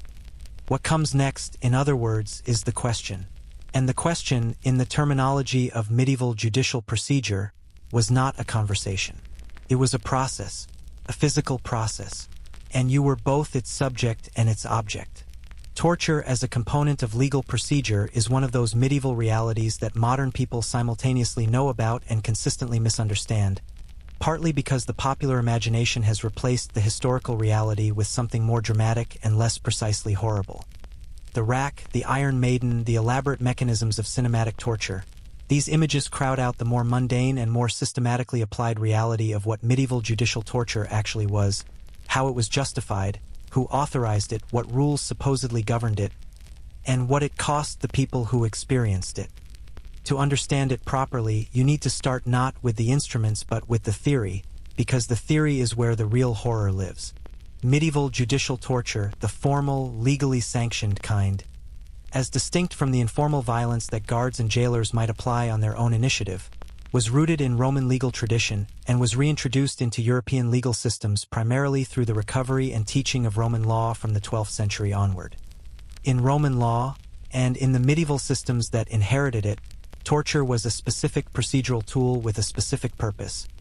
It was the mechanism by which confession was extracted from a suspect in cases where the evidence was insufficient to convict but sufficiently suggestive to justify proceeding. It was, in the medieval legal imagination, not a punishment but an investigative technique. The distinction mattered enormously to the lawyers and theologians who wrote about it, even if it meant rather less to the person on the receiving end.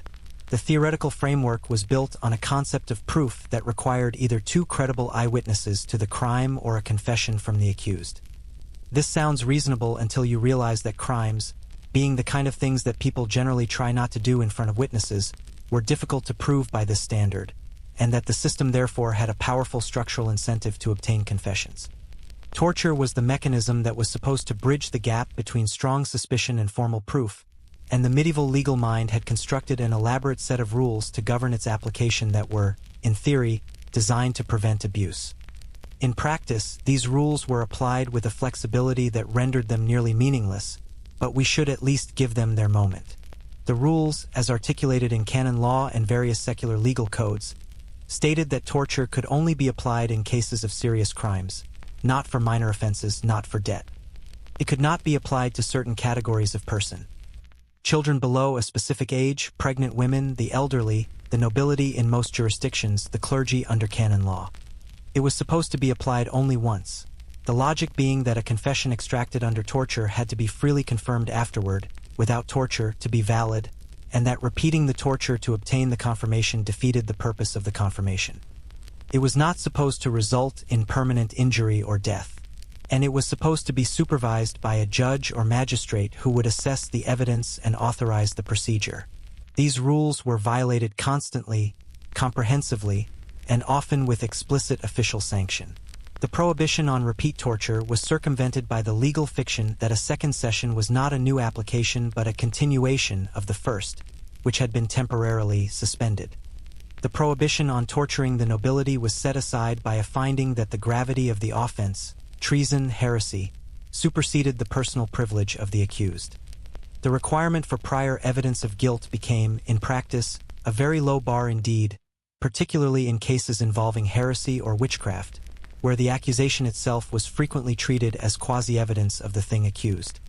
And the supervision of the process by a responsible judicial authority was often more nominal than real, with the actual conduct of the session left to specialists whose job was getting results. The instruments themselves, since we must discuss them, ranged from the simple to the elaborate, with the simpler methods being, in many ways, the most consistently applied. The strappado was perhaps the most common formal torture technique in medieval and early modern Europe. It required no special equipment beyond a rope and a ceiling beam, which made it available in virtually any location. The prisoner's hands were bound behind their back, the rope attached to the bound wrists, and the person then raised from the floor by that rope, so that their entire body weight hung from their arms twisted backward. Held there, this produced severe pain in the shoulders, chest, and arms. Dropped and caught before hitting the ground, the jerk of the rope at the end of the fall could dislocate shoulders, tear ligaments, the kind of injury that was simultaneously agonizing and technically not the permanent maiming that the rules prohibited. It was, from the system's perspective, efficient and deniable. The question of water torture, forcing water down the throat or over the face to produce the sensation of drowning, is attested in medieval judicial contexts, though historians debate how widespread it was relative to other methods, and the terminology used in records is sometimes ambiguous enough to prevent certainty about what specific technique is being described. What is clear is that the core principle, using the body's own distress responses against the person, was well understood and deliberately applied. Compression devices of various kinds were also used. The thumbscrew, which applied graduated pressure to the fingers, and similar instruments applied to other extremities, were documented in continental European practice particularly. In England, judicial torture was technically more restricted by common law tradition. It was not supposed to be used in ordinary criminal trials at all, only in cases involving threats to the state, and even then only by specific royal warrant. Historians still argue about how rigorously this English exceptionalism was actually maintained versus how often informal pressure substituted for formal torture in English interrogations. But the documentary evidence does suggest that England used formal judicial torture substantially less than continental European systems, a difference that had real consequences for the people who encountered those systems. The Inquisition, and we should be careful here because the Inquisition is another subject distorted almost beyond recognition by popular mythology, used torture as part of its interrogative process in a way that was actually more regulated than many secular systems. The inquisitorial procedures developed by the Dominican and Franciscan inquisitors in the 13th century, and after included specific rules about torture, it could be used only when other evidence strongly suggested guilt, only with the authorization of the relevant bishop, only in ways that did not draw blood or cause permanent injury, a requirement that shaped the preference for methods like the strappado, and only once. The records of inquisitorial proceedings are, in many cases, remarkably detailed, preserving not just the outcome but the process, what was said, what was applied, how the prisoner responded, what confession emerged. These records are simultaneously invaluable historical sources and deeply uncomfortable reading. The procedural calm of the language, the notarial detachment with which a scribe records that the prisoner was put to the question in the customary manner, and subsequently confessed to various specified heretical beliefs, sits in grotesque contrast to the human reality it describes. But the detail is also what allows historians to trace the actual operation of the system, to test its stated rules against its documented practice, and to identify the patterns of its deployment across different periods and regions.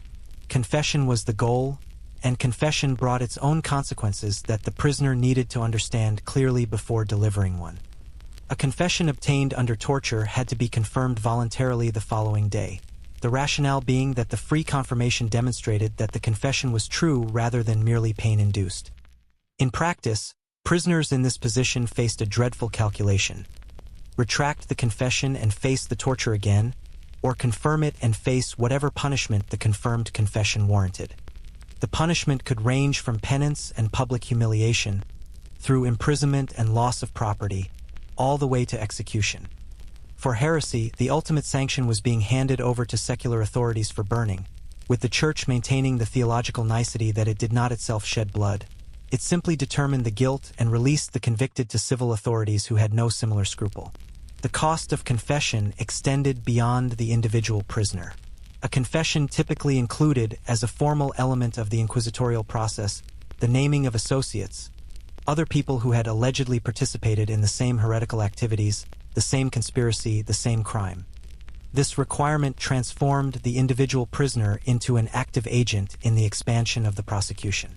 What you said under torture implicated others, who were then arrested and brought in for their own questioning, whose confessions implicated still more. The network of accusation could spread from a single arrest across an entire community, unwinding relationships and destroying lives in ways that radiated far beyond the original case. The person in the torture room was not just answering for themselves. They were being used as a tool to reach everyone they knew.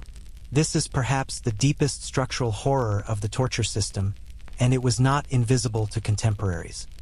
There are medieval and early modern accounts of people who, understanding exactly what their confession would do to others, chose to remain silent through methods that the system's practitioners found genuinely difficult to explain within their theoretical framework, because the framework assumed that sufficient pain would always produce truth, and the existence of people who endured the pain without confessing raised uncomfortable questions about what the process was actually producing. Were the silent ones actually innocent, the pain failing to extract a truth that didn't exist? Or were they guilty but unusually resolute, their silence proof of a diabolical strength beyond normal human capacity? The system had answers ready for both interpretations, and neither answer led anywhere good for the prisoner. Outside the formal judicial context, there was the informal violence of the prison itself, which operated without the theoretical scaffolding of legal procedure but with considerably more freedom and considerably less documentation. Guards beat prisoners. Jailers administered physical punishment for violations of the prison's internal rules. real rules and invented ones, the latter being more common when a prisoner needed to be hurt for reasons that had nothing to do with rule-breaking. Other prisoners administered violence for the reasons that people in confined, stressed, resource-scarce environments have always administered violence to each other. The body of the medieval prisoner was a site of ongoing physical contest in ways that extended well beyond any formal interrogation. And yet, and this is the detail that tends to surface in the accounts of those prisoners who left records, people endured. The human capacity to adapt to sustained physical misery is genuinely extraordinary, and the accounts of medieval prisoners who survived extended torture or long imprisonment without breaking, or who broke and subsequently found ways to reconstitute themselves, are in their way as remarkable as the accounts of the suffering itself. People sang, they prayed, with a devotion that the circumstances either crushed entirely or intensified into something almost incandescent. They made friends. They found humor in the darkness, which is perhaps the most characteristically human response to any situation in which humor seems least available. One prisoner in a French royal dungeon of the 14th century, his name survives in a chronicle but his offense does not, is recorded as having taught himself to juggle using stones from the cell floor over the course of a 2-year imprisonment, and as having performed for his fellow prisoners with a skill that the chronicler, who apparently witnessed it, describes as genuinely impressive. The image is so specific and so unexpected that it lodges in the mind like a splinter. This person, in this darkness, learning to keep things in the air. You sit with your hands in your lap, examining them. The knuckles are cracked from the cold, the skin roughened by the stone floor. They are your hands, still intact, still yours. For now, at least, no one has come for them with anything official. For now, the question has not been put to you. You are aware, in the specific and attentive way that a person becomes aware of things when the stakes are sufficiently clear, of the door at the end of the corridor, of the footsteps that occasionally approach and then pass, of the difference which you are learning rapidly between footsteps that stop and footsteps that don't. So far, today, they have not stopped. The footsteps pass again, and you breathe, and you add another small mark to whatever internal accounting you are keeping of days survived. But survival in the medieval prison is a more complicated proposition than simply not dying in any single dramatic moment. The real threat, the one that doesn't announce itself with footsteps or instruments or the specific cold dread of the question, is slower and quieter and far more comprehensive. It is the cumulative, grinding, biological catastrophe of being a human body in an environment almost perfectly designed to destroy it. And by this point in your incarceration, that catastrophe is already underway. You just can't see all of it yet. Let's start with the air, because the air is where everything begins. The medieval prison cell, the common cell especially, with its many bodies in its small space, had air that was, by any objective measure, genuinely dangerous to breathe over extended periods. The combination of poor ventilation, human respiration, human waste, decomposing organic matter in the straw, mold on the walls, and the particular damp chill that stone construction produces created an atmospheric environment that modern air quality standards would classify as immediately hazardous. Medieval people did not have air quality standards, but they had noses, and the accounts of those who entered medieval prisons from outside, lawyers, clergy, magistrates, chroniclers, are remarkable in their consistency on the subject of the smell.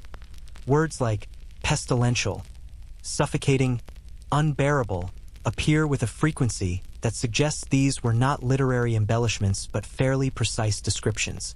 The smell was a symptom of the biological reality underneath it. Hydrogen sulfide from decomposing waste. Carbon dioxide accumulating in poorly ventilated spaces. The volatile organic compounds produced by mold. The ammonia of concentrated human urine. And layered through all of it, the specific organic signature of the disease processes that were operating constantly in the bodies around you. Because in the medieval prison, disease was not an occasional visitor but a permanent resident, as much a part of the ecology of the place as the rats and the straw. Jail fever is the historical name for the disease most specifically associated with prison conditions, and its identification in the modern medical literature is typhus, specifically epidemic typhus, caused by the bacterium Rickettsia prowazekii and transmitted by the body louse. Remember the lice from Section 3, mentioned in passing as a universal feature of prison life? Here is where they collect their debt. Body lice feed on human blood, and in feeding they deposit infected feces on the skin, which the host then scratches into the bloodstream. In the densely populated, louse-infested conditions of the medieval prison, the transmission chain was essentially continuous, person to louse to person, in an endless cycle that required no external input and no special conditions beyond the conditions that existed as baseline. Typhus produces a specific and recognizable progression of symptoms. Fever, severe headache, a characteristic rash that spreads across the trunk, confusion, and in a significant proportion of cases, death. The mortality rate in untreated epidemic typhus varies historically between 10 and 40%, depending on the age and baseline health of the population affected, and the prison population already compromised by malnutrition, cold, stress, and whatever ailments they arrived with sat firmly at the less favorable end of that range. Jail fever killed prisoners in numbers that the records, where they exist, record with a bureaucratic matter-of-factness that is itself a form of horror. So many died this quarter, so many this year, the graves need to be dug somewhere.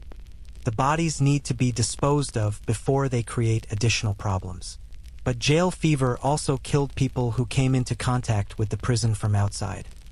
This is the detail that gave it a social prominence that the suffering of prisoners alone might not have achieved. Judges, lawyers, and court officers who attended sessions in buildings connected to prison facilities were documented fatalities of outbreaks that originated in the cells. The most famous English case is the Black Assize of Oxford in 1577, when an outbreak of jail fever from the prisoners brought to court for trial killed the judge, the sheriff, and an estimated several hundred other people who attended the sessions. Though by 1577 we are at the very edge of our medieval period, the disease and its mechanisms were identical to those operating in earlier centuries. The Black Assize was notable primarily because it killed people who mattered enough to be recorded, giving historians a window into a disease dynamic that was presumably operating continuously throughout the medieval period in ways that the deaths of common prisoners rarely made visible.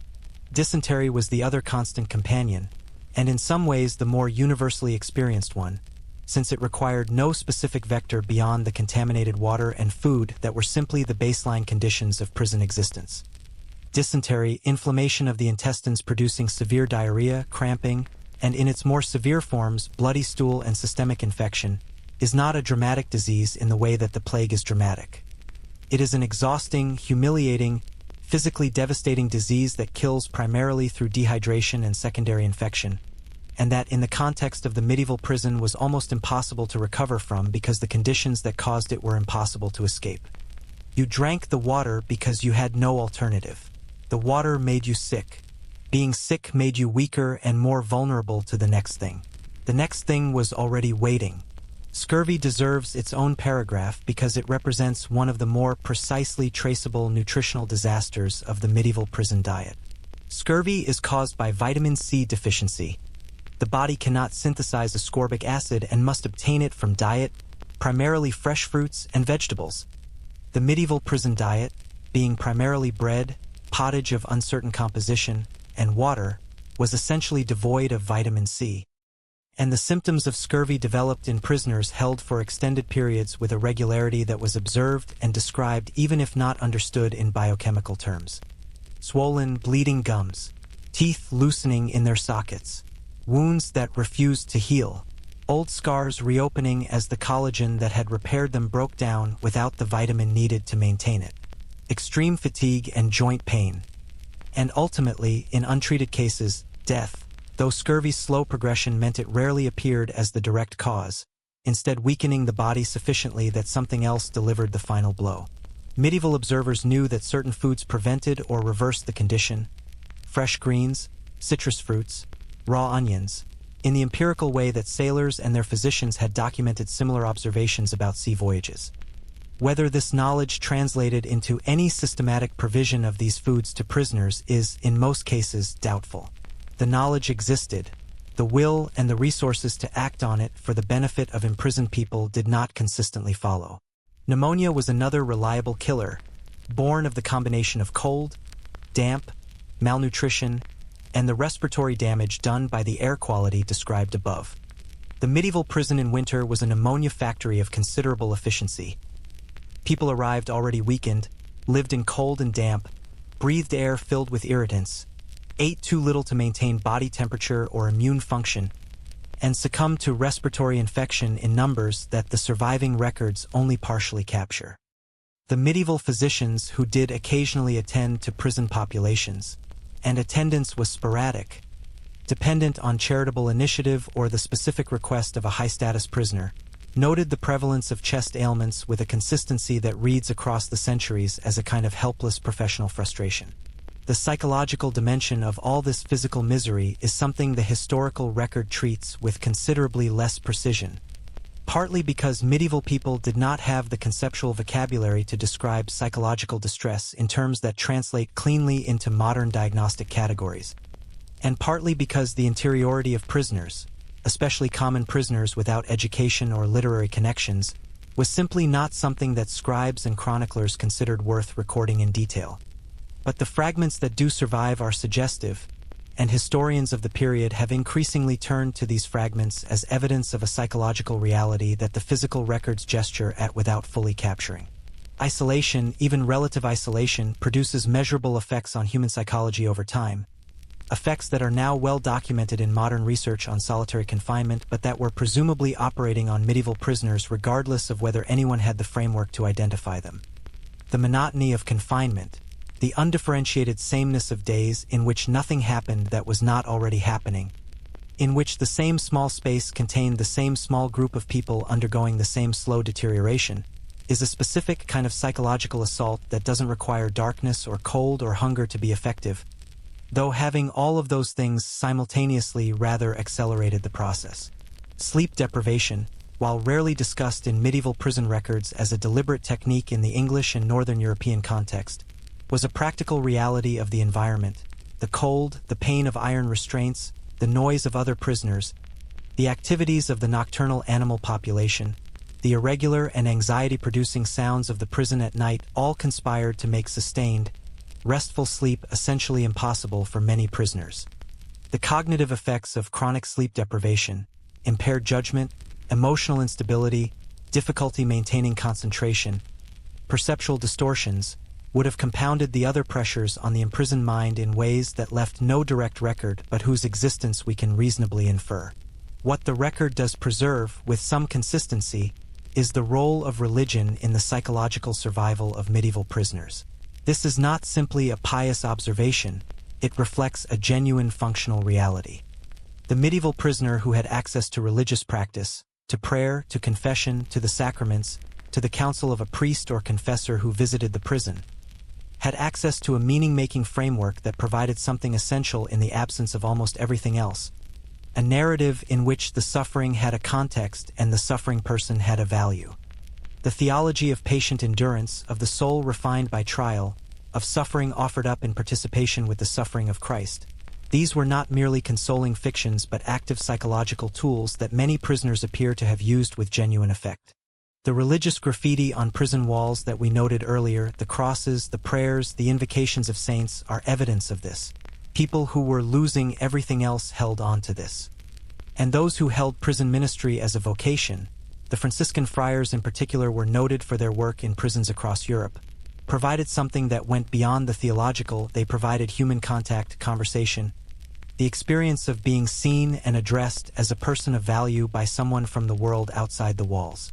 Mental breakdown, when it occurred, left only indirect traces in the record. A prisoner described as raving, another as unable to recognize family members who came to visit, a third reported by a jailer as having become strange in his wits after a certain number of months. Historians still argue about whether what these accounts describe represents diagnosable psychiatric conditions in the modern sense, or the rational response of a human mind to conditions that were genuinely intolerable, or something in between, a category of suffering that our taxonomies don't quite capture because it arose from circumstances that our world has difficulty fully imagining. The argument is not merely academic. The framing matters because it determines whether we read these accounts as medical history or as a different kind of testimony entirely, as evidence of what people became under specific pressures, and what those pressures reveal about the nature of the system that created them. The slow erasure that the section title promises operates on multiple levels simultaneously. It erases health, It erases weight, literally, the physical mass of the body diminishing as the weeks pass and the ration fails to compensate. It erases strength. It erases cognitive clarity. It erases the social self, the web of roles and relationships that constitute identity in any communal world, as the world outside continues to move and change and eventually, for some prisoners, to forget.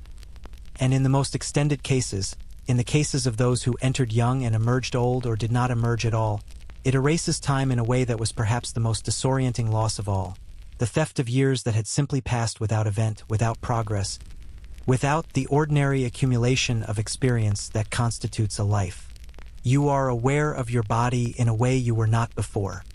Not in the proprioceptive background way that a healthy person is vaguely aware of their physical self, but in the insistent, impossible-to-ignore way that the body insists on when it has things to report and no polite way to delay the report. Your gums are tender. You noticed it first 3 days ago, or what you think was 3 days ago, and you have been running your tongue over them with increasing frequency, trying to decide whether what you're feeling is real or imagined. The cold has settled into your left knee in a way that makes standing from a seated position a negotiation rather than an action. There is a cough that began as someone else's, across the cell, and has migrated to your chest with the casual colonizing confidence of something that knows it has found a good home. None of these things individually would worry you in the world outside.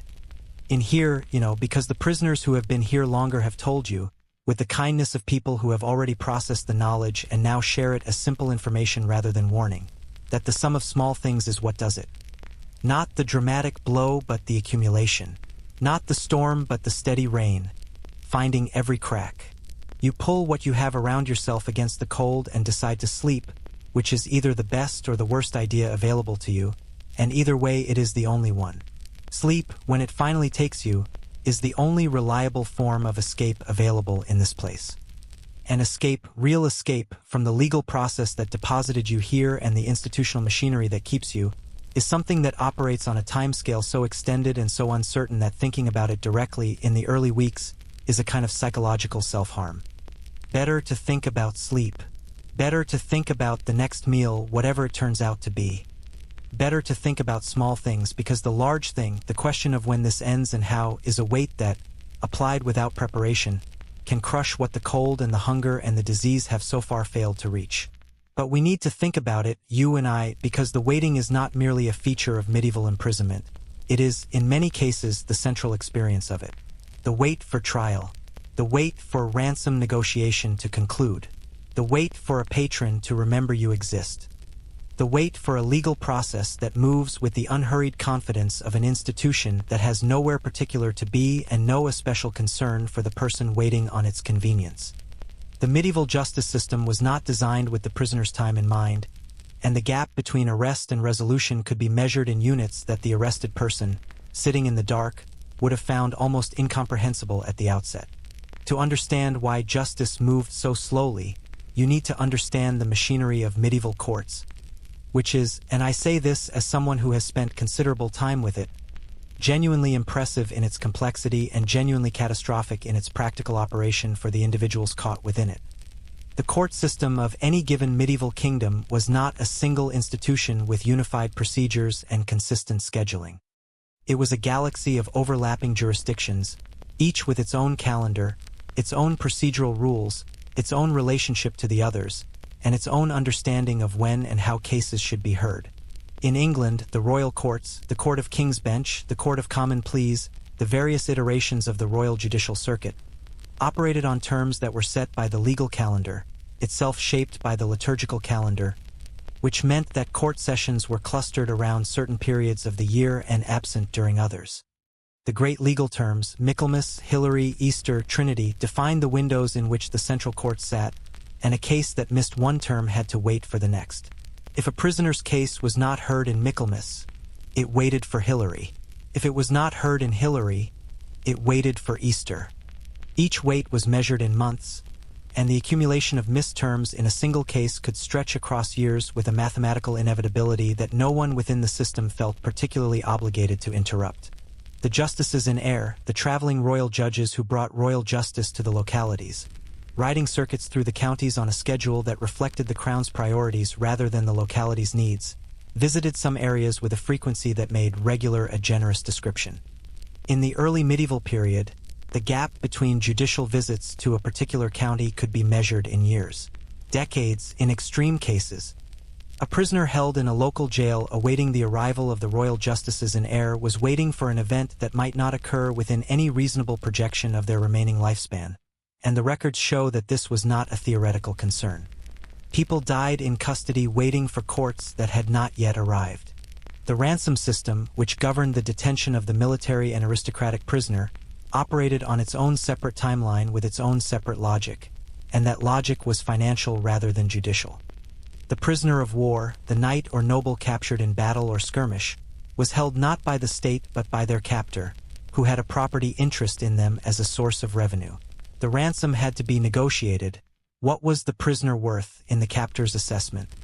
What could the prisoner's family and social network actually raise?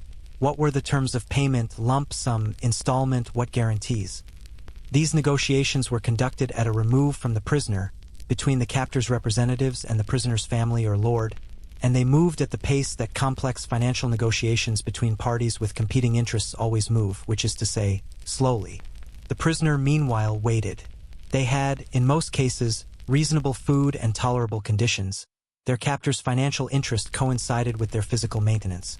But they had no agency in their own situation and no reliable information about how the negotiations were progressing.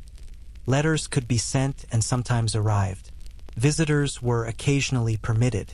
But the fundamental experience was one of suspension, of existing in a kind of temporal parenthesis, waiting for a resolution that other people were working out without you.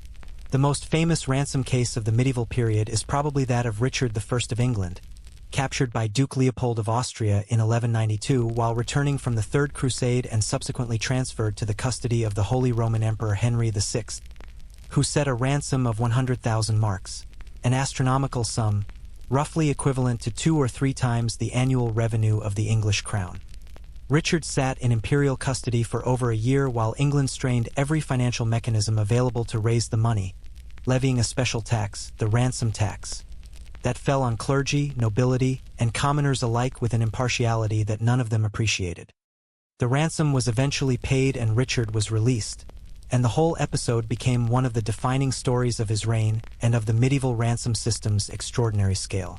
But Richard was a king, and his case was exceptional.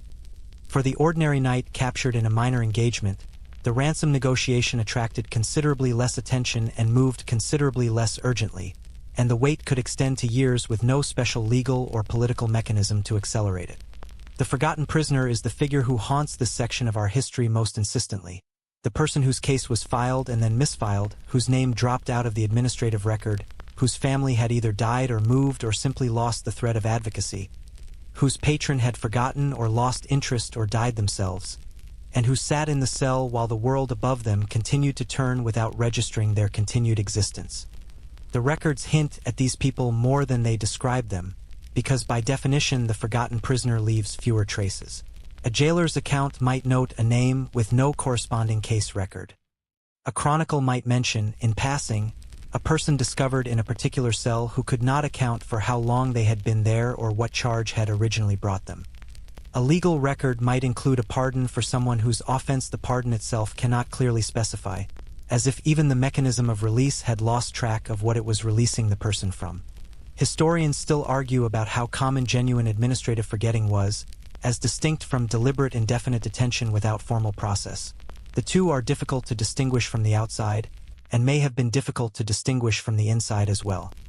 A prisoner who asked their jailer when their case would be heard and received a shrug was not necessarily being told that the system had lost them. They might simply be being told that the system didn't care, which was a different problem with similar practical consequences. The psychological experience of extended waiting deserves more attention than it typically receives in histories of medieval imprisonment, which tend to focus on the dramatic elements, the torture, the execution, the escape, at the expense of the vast gray middle ground of simply enduring, day after day, in the absence of resolution. The human mind, research now consistently shows, handles acute suffering somewhat better than it handles uncertainty. We are calibrated, in evolutionary terms, to respond to definite threats with specific responses, And the indefinite threat of an unknown outcome on an unknown timeline is in some ways harder to process than something terrible but certain. Medieval prisoners who knew they were going to be executed knew what they were dealing with. Medieval prisoners who didn't know, who were waiting for a trial that might acquit or condemn, for a ransom that might arrive or might not, for a patron who might intercede or might have forgotten, were dealing with something that the mind finds genuinely difficult to manage over extended time. The strategies for managing this uncertainty are visible in the accounts that survive. Prayer and religious observance provided structure and a framework of meaning. Social bonds within the prison, friendships, alliances, the informal communities that formed among longer-term residents, provided something to belong to and something to contribute to. Practical activity, where available, gave the day's shape. Learning skills from other prisoners, helping those who were more seriously ill, maintaining whatever small personal order was possible in the cell. And storytelling, the oral exchange of narrative that was the primary entertainment of most people in most periods before mass literacy, gave the evenings a texture that was almost, in certain lights, almost pleasant. The legal process, when it did finally grind into motion for a given prisoner, was not necessarily swift once begun. Medieval trials, particularly in the ecclesiastical courts and in cases of any complexity, could extend across multiple sessions separated by adjournments. Witnesses had to be summoned from wherever they happened to be, which in an age of slow communication and slower travel meant delays of weeks or months. Evidence, such as it was in a system that we have already established was not overly committed to the modern evidentiary standard, had to be assembled and presented. The opposing side had to respond. The judge had to deliberate. Each step had a standard pace, and the standard pace was not fast.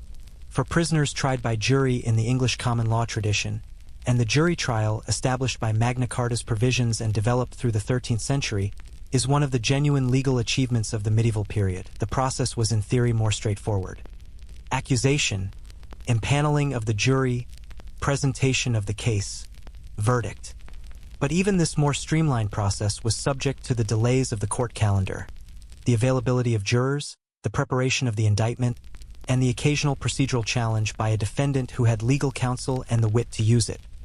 And counsel itself was a privilege, not of wealth exactly but of connection, of knowing someone who knew the law, of being the kind of person whose predicament attracted the attention of someone capable of navigating the system on your behalf.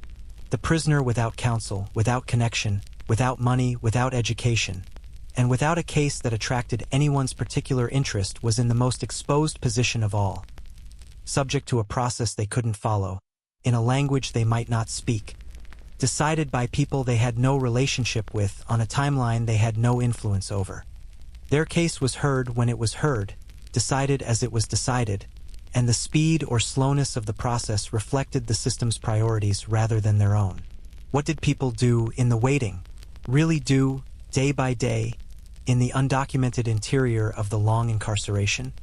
The question is almost unanswerable for most prisoners, and that near unanswerability is itself a kind of historical injustice, the erasure of experience that was too ordinary, too low status, too comprehensively undocumented to leave the trace that would let us reconstruct it now. But some fragments survive, and they are worth attending to carefully. They talked. This comes through clearly enough in the accounts that do exist, the long conversations of the prison cell, the exchange of life histories and legal situations and outside news and inside gossip that constituted the primary social activity of the imprisoned. Medieval people were oral in a way that is genuinely difficult for a literate culture to fully imagine. The spoken word was the primary medium of social life for most people, and the prison, which removed almost every other form of activity, left talking essentially intact as a practice. People who arrived as strangers became, over months and years, repositories of each other's lives in a depth that most free relationships never reached.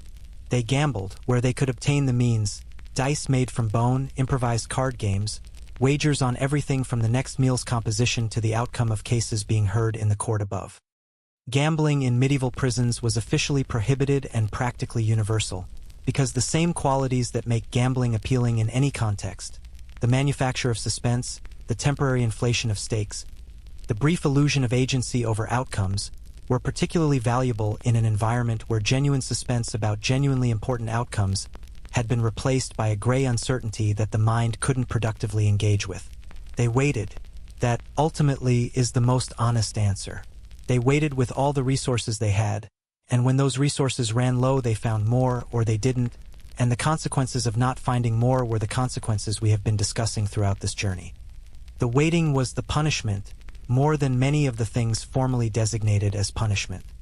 The taking of time, of irreplaceable, unrecoverable human time, from people who had done nothing or something minor or something serious, or something that was only an offense because power had decided to call it one, was the central fact of medieval imprisonment.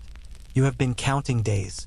You started with a scratch on the wall, a practice you adopted from the man who occupied this corner before you, whose marks you extended without quite deciding to. The scratches are accumulating into a number that you find it easier not to add up directly. The marks mean you were here. They mean the days happened. They mean something even if you are no longer sure exactly what. Somewhere above you, in a room you cannot reach, someone is deciding something that concerns you. They are deciding it on their schedule with their information according to their priorities. You are not in the room. You were not consulted about the schedule. You add another mark to the wall and lean back against the stone, which is cold, which is always cold, which you have long since stopped expecting to be anything other than cold. The waiting continues. The waiting does not continue forever.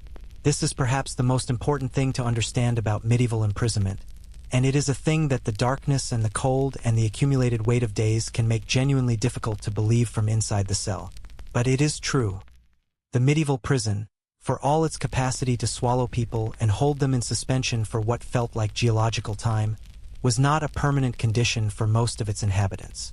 It had exits, several of them, and the nature of the exit you got, the door you walked through or were carried through or were dragged through, said almost everything about who you were, what you had done, and what the system that held you had ultimately decided to do about it. Let's begin with the exit that everyone hoped for and that arrived with varying degrees of reliability. Release. Simple, formal release, the legal process concluded, the verdict delivered, the sentence served or the acquittal granted, the door opened and your person returned to the category of the free. For short-term prisoners, those held briefly while local justice processed their case, this was the most common outcome. The system churned through common criminals with an efficiency that it conspicuously failed to apply to more complex cases, and the majority of people who passed through medieval jails did so in weeks rather than months or years. They were judged, sentenced to whatever punishment the offense merited. Fine, flogging, mutilation, public humiliation, and released to absorb that punishment and return to the world. The condition of those released after extended incarceration is one of the more quietly devastating details in the historical record. They emerged, these people, into a world that had continued without them, blinking in light that seemed excessive after the measured darkness of the cell, moving in open space that the body, habituated to confinement, initially found disorienting rather than liberating. Their health was, in the majority of cases, substantially worse than when they had entered, the cumulative damage of cold, malnutrition, disease, and the psychological weight of extended waiting written into their bodies in ways that were visible to anyone who looked. Their clothes, whatever they had been wearing at arrest, were rags. Their shoes, if they still had shoes, were falling apart. Their social position, the web of relationships and obligations and reputation that had constituted their place in the world before arrest, had been modified by their absence in ways that were not always recoverable. Some emerged to find that their families had managed adequately in their absence, that their property had been maintained, that their place in the community was preserved and waiting for them. These were the lucky ones, typically those with strong family networks, property of sufficient value to have been properly administered rather than dispersed, and communities of sufficient stability and loyalty to have maintained the absent person's social position through the duration. For others, and this was perhaps more common, the return was to a situation materially and socially diminished by the time away. A farm not tended, a trade not practiced, debts accumulated in absence, a marriage strained by years of separation and financial pressure, children grown in ways that the absent parent had not witnessed and could not fully bridge. The exit fee, as mentioned in our exploration of the jailer economy, was a final institutional insult delivered at the moment of release. You were free legally, formally, by the determination of whatever process had decided your case, and yet the door did not open until the jailer's account was settled. The fees for your admission, your chains, your cell, your time, all of it tabulated and presented as the price of departure. Prisoners whose families had maintained regular payments throughout the incarceration might emerge with a manageable balance. Prisoners who had been entirely without resources for the duration might emerge with a debt to the prison that represented months of accumulated charges, a debt that followed them out of the door and into whatever diminished life awaited them on the other side. Acquitted prisoners, those found not guilty by whatever process had examined their case, faced the particular bitterness of owing exit fees despite the formal determination of their innocence. The system made no provision for the reimbursement of wrongful imprisonment costs, because the concept of wrongful imprisonment in the modern sense, the idea that the state owes something to a person it has detained unjustly, was not a developed legal principle in the medieval period. You were innocent and you were free, and you owed the jailer for the privilege of having been held while your innocence was being established. The logic was airtight within its own framework and monstrous outside it. The ransom exit was cleaner in its mechanics, if not in its emotional texture. The money arrived, or enough of it arrived to satisfy the captor's minimum requirements, and the prisoner was released into the custody of whoever had paid for them, to make their way back to their own world and begin the long process of repaying the debt that their freedom had cost. The ransom prisoner's exit was typically more dignified than the common criminals. There was no exit fee in the jail sense, no degraded physical condition to navigate, often a formal handover ceremony that acknowledged the prisoner's status even in the moment of their release.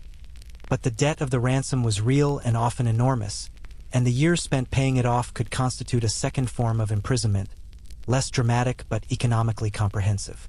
Escape.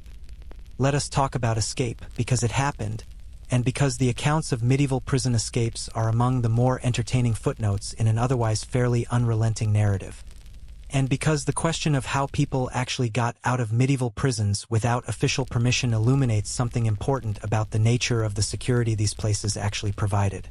Medieval prisons were not, by modern standards, particularly secure. The technology of confinement was limited by the technology available, which meant stone walls, iron bars, wooden doors, and human guards, all of which were subject to the vulnerabilities that those materials and those humans possessed. Stone could be worked slowly with patience and the right tools. Iron bars could be bent or cut given sufficient time and the right implements. Wooden doors could be burned, broken, or simply unlocked with a key obtained by bribery or by more direct means. And human guards could be bribed, distracted, incapacitated, or occasionally simply walked past when they were not paying sufficient attention. The historical record contains a satisfying number of successful medieval prison escapes, achieved by methods ranging from the ingenious to the almost comically straightforward. Roger Mortimer, the powerful English nobleman imprisoned in the Tower of London by Edward II in 1322, escaped with the apparent assistance of the Constable of the Tower himself. A reminder that in a system where loyalty was purchased rather than structural, even the person responsible for your confinement might be persuadable. Mortimer's escape involved drugging the guards at a feast, a rope over the tower wall, and a boat across the Thames, a sequence of events so cinematically satisfying that it almost seems unfair to point out that it was probably considerably messier and more terrifying in reality than any summary makes it sound. Pope John XXIII, not the 20th century pope but the rival claimant of the early 15th century, held prisoner after the Council of Constance deposed him, escaped from custody in 1415 by the simple method of disguising himself and walking out, a technique whose elegance lay in its directness.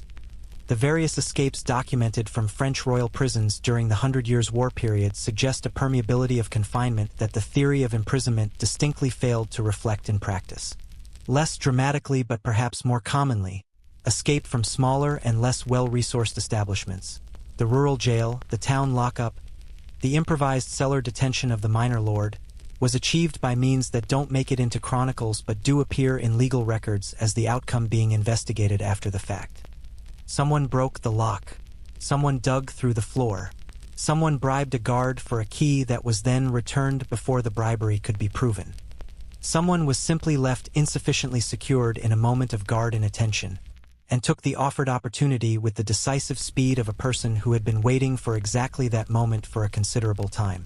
The punishment for escape, if recaptured, was severe: additional charges, harsher conditions, heavier irons, and the punishment for the guard whose negligence had allowed it was also significant: which created a genuine deterrent on both sides of the equation. But the deterrent was imperfect, as all deterrents are, and the medieval prison's architectural and human security was imperfect enough that escape remained a real, if dangerous, option for those with the means, the opportunity, and the will to attempt it. The pardon is perhaps the most quintessentially medieval of the available exits, an act of royal or lordly grace that suspended the normal operation of justice in favor of a specific individual, for reasons that might be entirely meritorious, entirely political, entirely financial, or some combination of the three. The royal pardon was a genuine and regularly exercised power in medieval governance, reflecting a theological and political understanding of the ruler as the source of justice, who therefore had the authority to temper justice with mercy in individual cases. Pardons were granted for good behavior, for service to the crown, for payment of a fine or fee, for the intercession of a powerful advocate, for the occasion of a royal celebration, a coronation, a royal birth, a military victory that might prompt a general or selective release as a gesture of magnanimity. The general pardon, the release of large numbers of prisoners on a specific occasion, was practiced across medieval Europe with varying degrees of selectivity. In England, coronations were traditionally associated with some degree of prisoner release, a custom with roots in both Roman imperial practice and Christian theological concepts of the new beginning that a new reign represented. These general pardons were not unlimited, certain categories of offense were typically excluded, and the administration of who qualified and who didn't was handled with the bureaucratic imprecision you might by now expect from medieval institutional process. But they released real people in real numbers, and for those who qualified, the timing of a general pardon relative to their incarceration could be the difference between years more of waiting and an immediate exit. Individual pardons required advocacy. Someone had to make the case for the prisoner, to the king, to a royal official, to the relevant lord, and to make it compellingly enough that the expense of administrative attention was considered worthwhile. This advocacy came from family, from patrons, from ecclesiastical figures who had developed a relationship with the prisoner through prison ministry, from lawyers who saw a legitimate legal argument for clemency, or from the prisoner themselves in the form of a petition, a written appeal to the mercy of those above them in the hierarchy of power. The petition was a standardized form in the later medieval period, and the surviving examples, some in Latin, some in the vernacular, all in the specific register of formal supplication that medieval rhetorical convention required, are remarkable human documents. They make arguments for the prisoner's good character, for the mitigating circumstances of the offense, for the prisoner's suffering already endured as partial satisfaction of the debt owed to justice. They invoke the mercy of God as a model for the mercy being requested of the earthly ruler. They describe, sometimes in detail that is clearly strategic and sometimes in detail that feels raw and immediate, the conditions of the imprisonment and their effect on the prisoner's health and person. Reading these petitions now, across the distance of centuries, is an unusual experience. The rhetorical conventions are transparent enough to be read through, and what remains underneath them is frequently something that feels uncomfortably direct, a person asking, in the most formal language available to them, to be let out. Please, we have been here long enough. The children are without a parent. The farm is failing. The debt is paid in suffering if not in coin. Please. Execution was the exit that the system provided for the most serious offenses, and it was, by design, a public event. Medieval execution was not a bureaucratic act performed in a closed room by state employees following a protocol. It was a theatrical performance, staged for a community audience, serving multiple social functions simultaneously. It demonstrated the power of the authority that ordered it. It communicated the consequences of specific actions to those who witnessed it.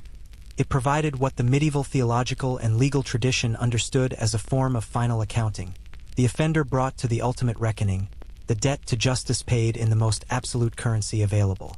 The forms of execution varied by offense, period, and jurisdiction, with hanging being the most common for felony in England, beheading reserved for those of sufficient status to merit the quicker and theoretically more dignified death, burning for heresy and sometimes for other specific offenses. The procession from the prison to the place of execution was itself meaningful. The prisoner paraded through public space, sometimes on a hurdle dragged by a horse to prevent any last-minute acquisition of popular sympathy through a dignified walk, sometimes allowed to walk or ride depending on status, observed by crowds whose emotional register ranged from hostile, through curious to sympathetic depending on the specific case and community. At Tyburn in London, at the Place de Grève in Paris, at the market squares and crossroads and hilltops designated as execution sites across medieval Europe, the prisoners' last hours were occasions of genuine spiritual intensity. Clergy were present. Confession was offered and usually taken. The theological importance of dying in a state of grace was understood by almost everyone in a world where the afterlife was not a metaphor but a destination, and the Church's willingness to administer last rites even to those it was about to execute was one of the more complex gestures in the medieval relationship between justice and mercy. The prisoner spoke sometimes, said something to the crowd that was recorded or not depending on whether anyone present considered it worth writing down, made peace or didn't, died in any case, and then the rarest, most almost miraculous exit of all. The one that makes the others bearable to contemplate precisely because it existed. The person who walked out free, healthy enough, clear-headed enough, relationships intact enough to actually rebuild. Not just released but restored in some meaningful functional sense to a life. The records don't preserve these cases with anything like the attention they deserve, because a person who returned to normalcy was not interesting to the chroniclers who tracked political drama and judicial spectacle. They just went home. They went back to the farm, the shop, the family, the ordinary business of survival that the medieval world required of almost everyone almost all the time.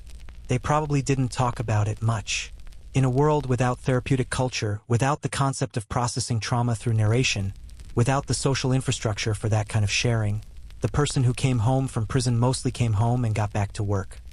The gap in their life was noted, absorbed, covered over by the subsequent accumulation of days. The marks they had scratched on the wall remained, in the dark, as the only record that they had been there at all. But they had been there, every one of them.